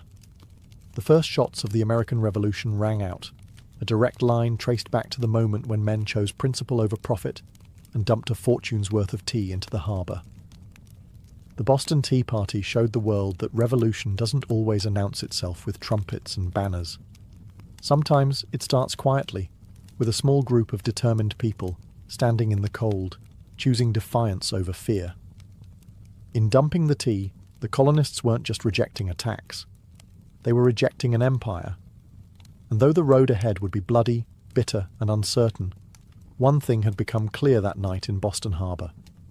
The American colonies were no longer loyal subjects. They were something new, something dangerous. They were revolutionaries. And they were just getting started. All before the towering pyramids of Giza, before Mesopotamian cities buzzed with life, before Stonehenge stood against the sky, there was Corral. Hidden away in the dry valleys of coastal Peru, Corral rose in silent majesty nearly 5,000 years ago, then faded into near-complete oblivion, swallowed by sands and forgotten by history. For centuries, the world did not even know it existed. The super valley where Corral once thrived seems at first glance an unlikely place for civilization to bloom. The landscape is parched, barren, the river little more than a thin silver thread winding through rocks and dust. To most eyes it looked inhospitable, a place abandoned by life.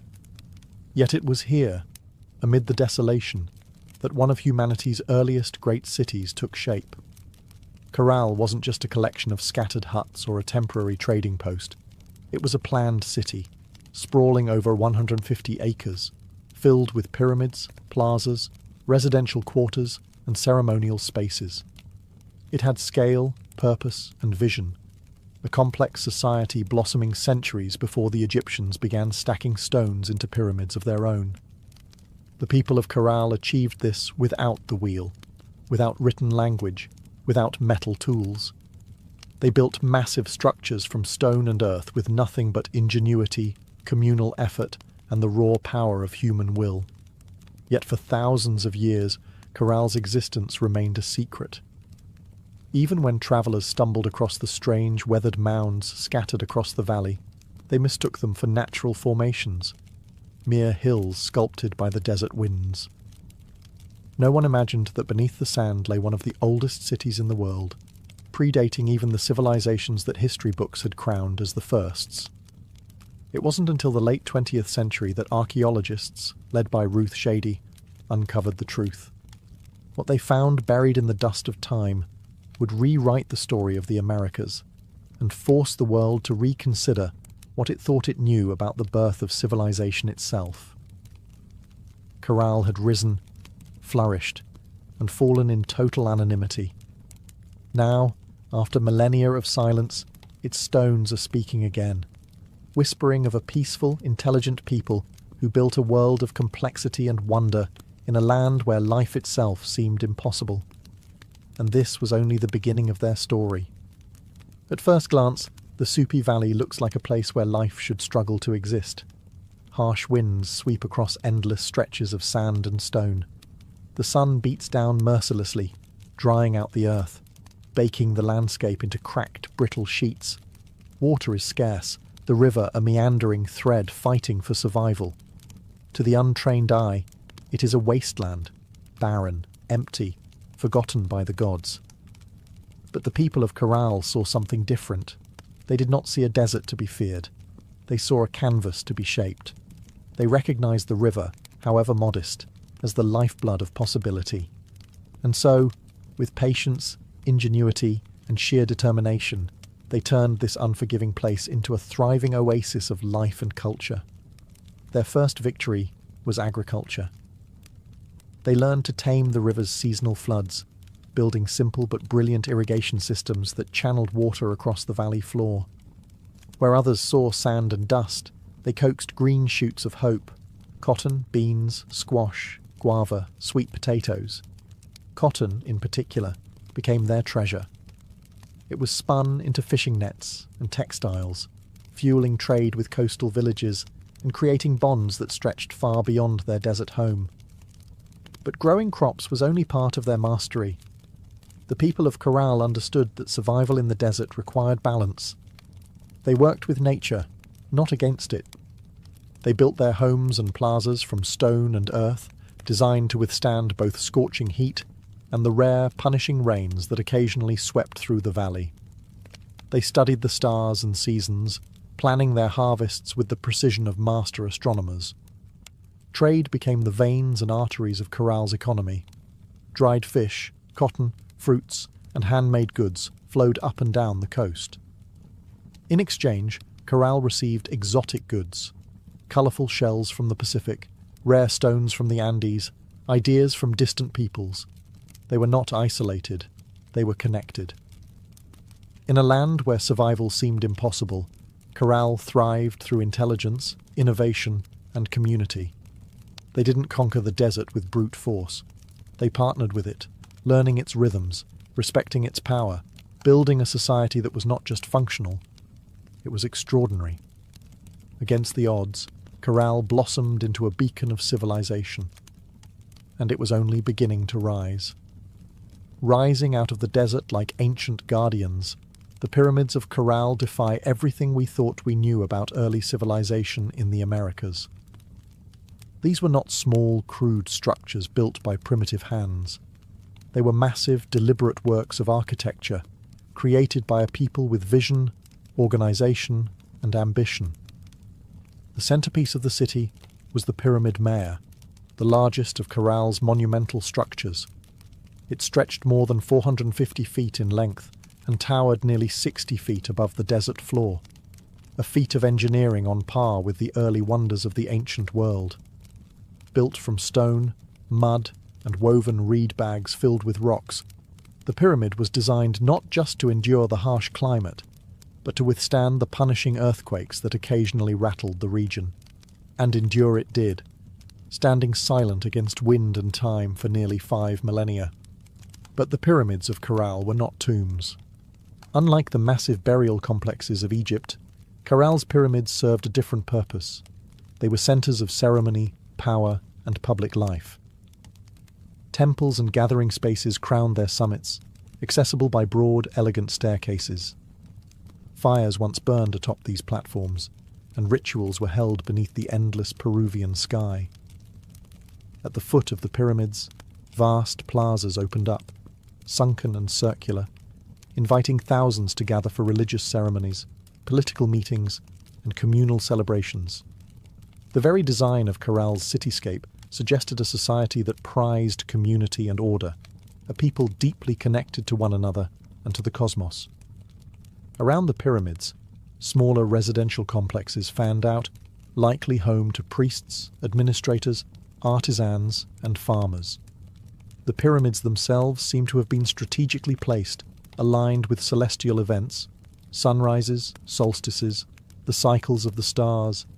To the people of Corral, architecture wasn't just practical, it was spiritual, mathematical, cosmic. Walking among the weathered stones today, it's almost impossible not to feel a strange sense of awe. These structures were raised without metal tools, without the wheel, without beasts of burden. Yet they rose with symmetry, scale, and staggering precision. The great pyramids of Corral were not built for vanity nor for war. They were built to connect earth and sky, community and cosmos, humanity and eternity. And they still whisper across the sands, telling a story that refuses to be forgotten. Among the ruins of Corral, there is something profoundly different, something that sets it apart from so many ancient civilizations. No weapons have been found buried beneath its sands.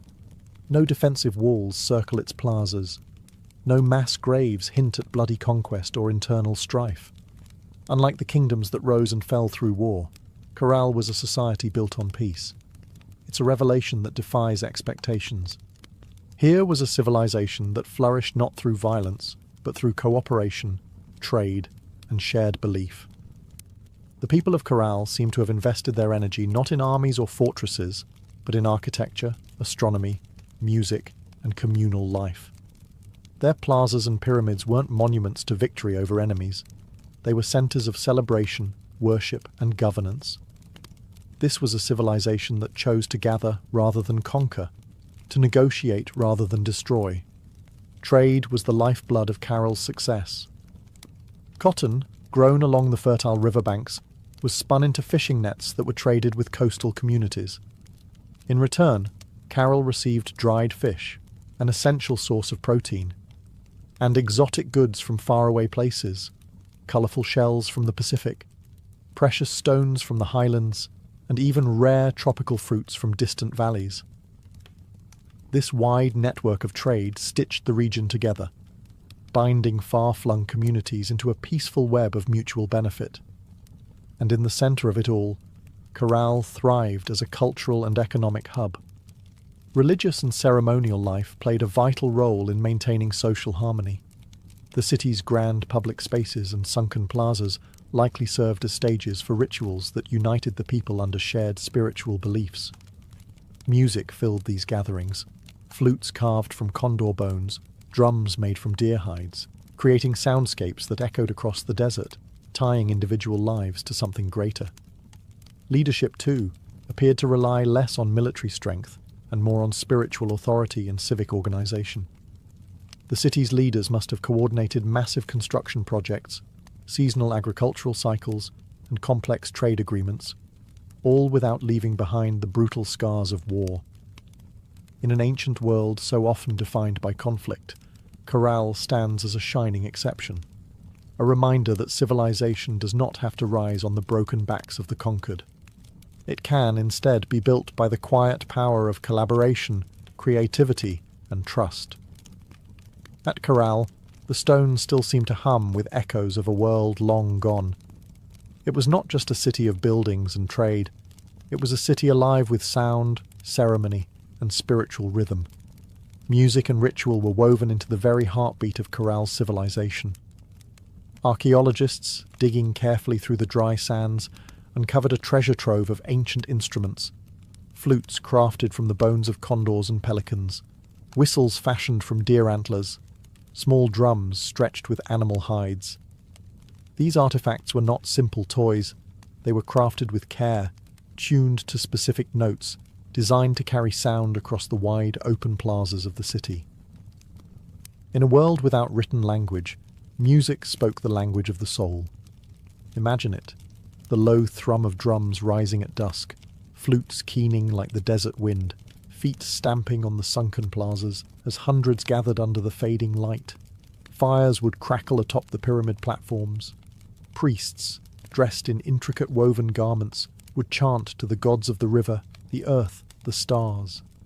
In those moments, Corral was not just a city, it was a symphony. The layout of Corral itself suggests that ritual life was at its core. The grand plazas were not mere open spaces. They were stages for communal ceremonies, carefully designed to draw people together. The sunken circular courts acted like ancient amphitheatres, focusing sound and sight onto the rituals performed at their centres. And above them all, the pyramids loomed. Not as tombs, but as sacred mountains built by human hands, linking the earth to the heavens. Rituals likely marked the turning of the seasons, the cycles of planting and harvest, the movements of the stars. Music was not just entertainment. It was a bridge between people, between nature and the divine, between the known and the mysteries beyond.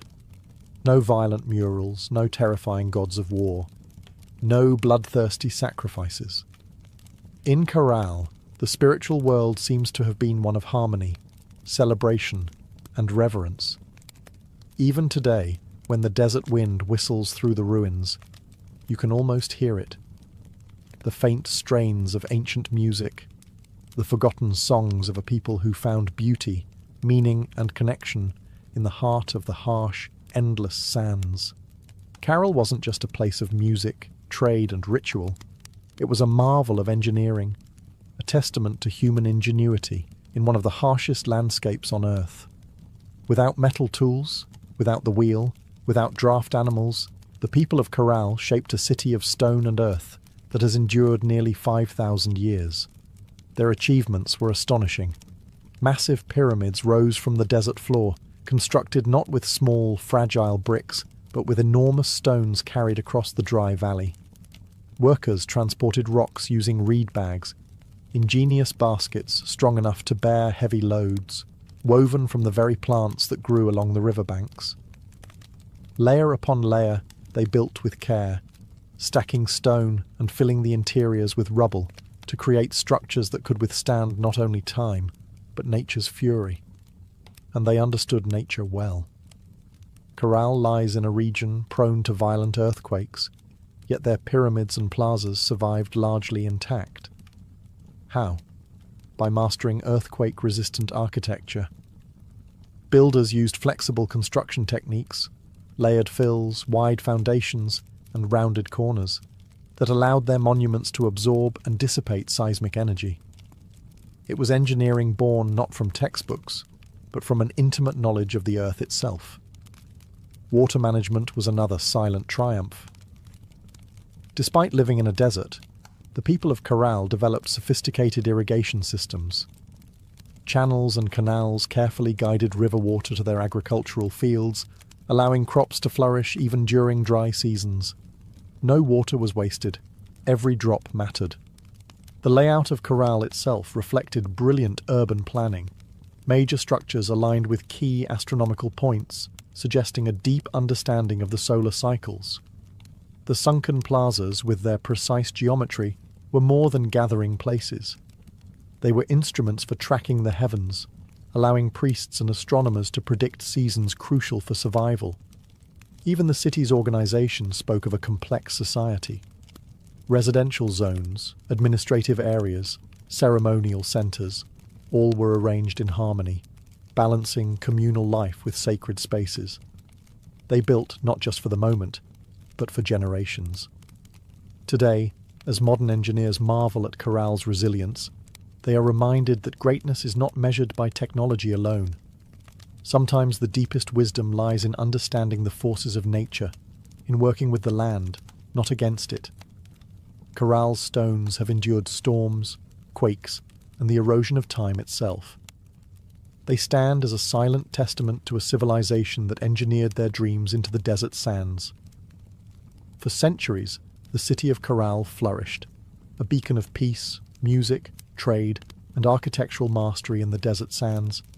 And then, quietly, almost without a trace, it was abandoned. No fires marked its fall, no signs of conquest scar its walls, no mass graves or shattered monuments tell a story of sudden disaster. Instead, Carroll simply faded, its plazas emptied, its pyramids left to the drifting sands, its flutes and drums silenced by time. Why did they leave? That question still lingers like a ghost across the Super Valley. Some scholars believe that environmental change struck the final blow. Evidence suggests that a long period of drought may have crippled Carroll's agriculture.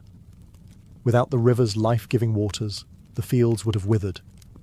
Trade networks, dependent on surplus cotton and food, would have faltered. The careful balance Carroll had maintained with its harsh environment may have finally tipped beyond repair. Other theories point to shifting trade routes. As neighbouring cultures grew and new centres of power emerged along the coast and inland, Carroll's influence might have diminished. Perhaps the goods they once supplied, cotton, fish, produce, were no longer enough to sustain their role as a dominant city. Slowly, the lifeblood of commerce drained away. Still others whisper of internal decline. Without written records, we can only imagine political struggles, religious upheaval, or simple exhaustion after centuries of growth. Even peaceful societies can fracture under pressure when survival becomes uncertain. Whatever the cause, the departure seems to have been gradual, not sudden. Families likely drifted away one by one, seeking more fertile valleys, stronger rivers, new beginnings. Children who once ran across Corral's plazas grew up telling stories of a lost city behind them, stories that would eventually fade into legend. The desert reclaimed what humans had built. Winds carried fine sand over stone temples. Flutes lay buried beneath shifting dunes. What had once been a humming, vibrant civilization became a field of silent, sleeping mounds. For nearly 4,000 years, Corral remained hidden, a whisper beneath the sands, waiting. Today, as archaeologists carefully uncover its stones, the question still burns. How does a city so advanced, so beautifully crafted, simply vanish? Perhaps the truth is that even the greatest civilizations, no matter how wise or peaceful, are still fragile, threads woven into the tapestry of time, forever vulnerable to the unseen forces of change. For millennia, Corral lay forgotten, buried beneath the silent sands of the Super Valley. Travelers passed the strange, rounded hills that dotted the landscape, never suspecting that beneath their feet lay the ruins of a civilization older than the pyramids of Egypt. To them, these were just natural formations, mounds shaped by the wind and time. It wasn't until the late 20th century that the world would finally hear Corral's voice again. In the 1990s, Peruvian archaeologist Ruth Shady led a team into the Soup Valley, driven by curiosity and a growing sense that these hills might hold secrets no one had yet uncovered. What they found would rewrite the story of human civilization in the Americas. Layer by painstaking layer, the sand was brushed away. Beneath it emerged walls of carefully cut stone, grand staircases, sunken plazas, pyramids, a city far older than anyone could have imagined. Radiocarbon dating confirmed the unbelievable. Corral was over 4,600 years old, thriving at the same time as the earliest civilizations in Mesopotamia and Egypt. It was a discovery that shook the foundations of archaeology. Before Corral, scholars believed that civilization in the Americas developed much later, shadowed by the great empires of the Old World. Corral changed everything. It proved that the Americas had birthed monumental architecture, complex urban life, and social organization independently, long before the rise of the Incas or the Maya. Ruth Shady and her team found not just stone and rubble, but the remnants of life, musical instruments, fishing nets, textiles, quipu, ancient knot records, and even offerings made to the gods. Each artifact told a story of a people who had built a society with vision, intelligence, and profound creativity. Corral's rediscovery was more than an academic triumph. It was a resurrection. A civilization that had slept beneath the desert for thousands of years now stood revealed under the open sky once more. Its plazas kissed by the same winds that had once carried the sounds of flutes and the laughter of children. Today, Corral is recognized as a UNESCO World Heritage Site, a fragile, priceless link to humanity's earliest dreams of building, belonging, and believing. The sands had hidden Corral well, but in the end, the stones endured, waiting for someone to listen, to see, to remember. Corral stands today as a silent giant, a reminder that civilization's roots stretch far deeper than we once believed. Among its pyramids and plazas, the ancient stones whisper a story that reshapes our understanding of humanity's journey. A story not of conquest and bloodshed, but of harmony, ingenuity, and hope. Long before the towering empires of Greece, Rome, or even Egypt, the people of Corral were building something extraordinary. They raised pyramids without the wheel. They mapped the stars without written records. They created a thriving society rooted in trade, music, ritual, and engineering, all without leaving scars of war upon the land. In an era often defined by conflict, Corral offers another vision of what civilization can be, a society that valued connection over conquest, knowledge over domination. It reminds us that complexity does not require violence, that greatness is not measured by how many armies march across a battlefield, but by how a community comes together to build, to create, to dream. Carol's legacy reaches far beyond the dry sands of the Soup Valley. It challenges old assumptions that civilization had a single cradle, that urban life and monumental architecture belonged first to the Old World. Chorale proves that humanity's spirit of innovation and aspiration arose independently in many corners of the earth, shaped by different hands, but driven by the same eternal desires: to endure, to celebrate, to reach toward the divine. Today, walking among Chorale's weathered ruins, you can almost hear it. The pulse of drums, the low hum of flutes, the murmur of traders bargaining in the plazas, the laughter of children racing through stone alleys under a sky of endless stars. Their lives, their dreams, their stories are still with us, etched into the bones of the earth. Chorale teaches us that even when civilizations fall, their spirit can endure, sleeping under sands, waiting to be remembered, waiting to inspire again. In the great timeline of human history, Chorale shines not just as a relic of the past, but as a beacon for the future. A reminder that, even in the harshest deserts, even under the heaviest sands, the seeds of wonder, wisdom, and peace can take root, and build a world that reaches for the stars.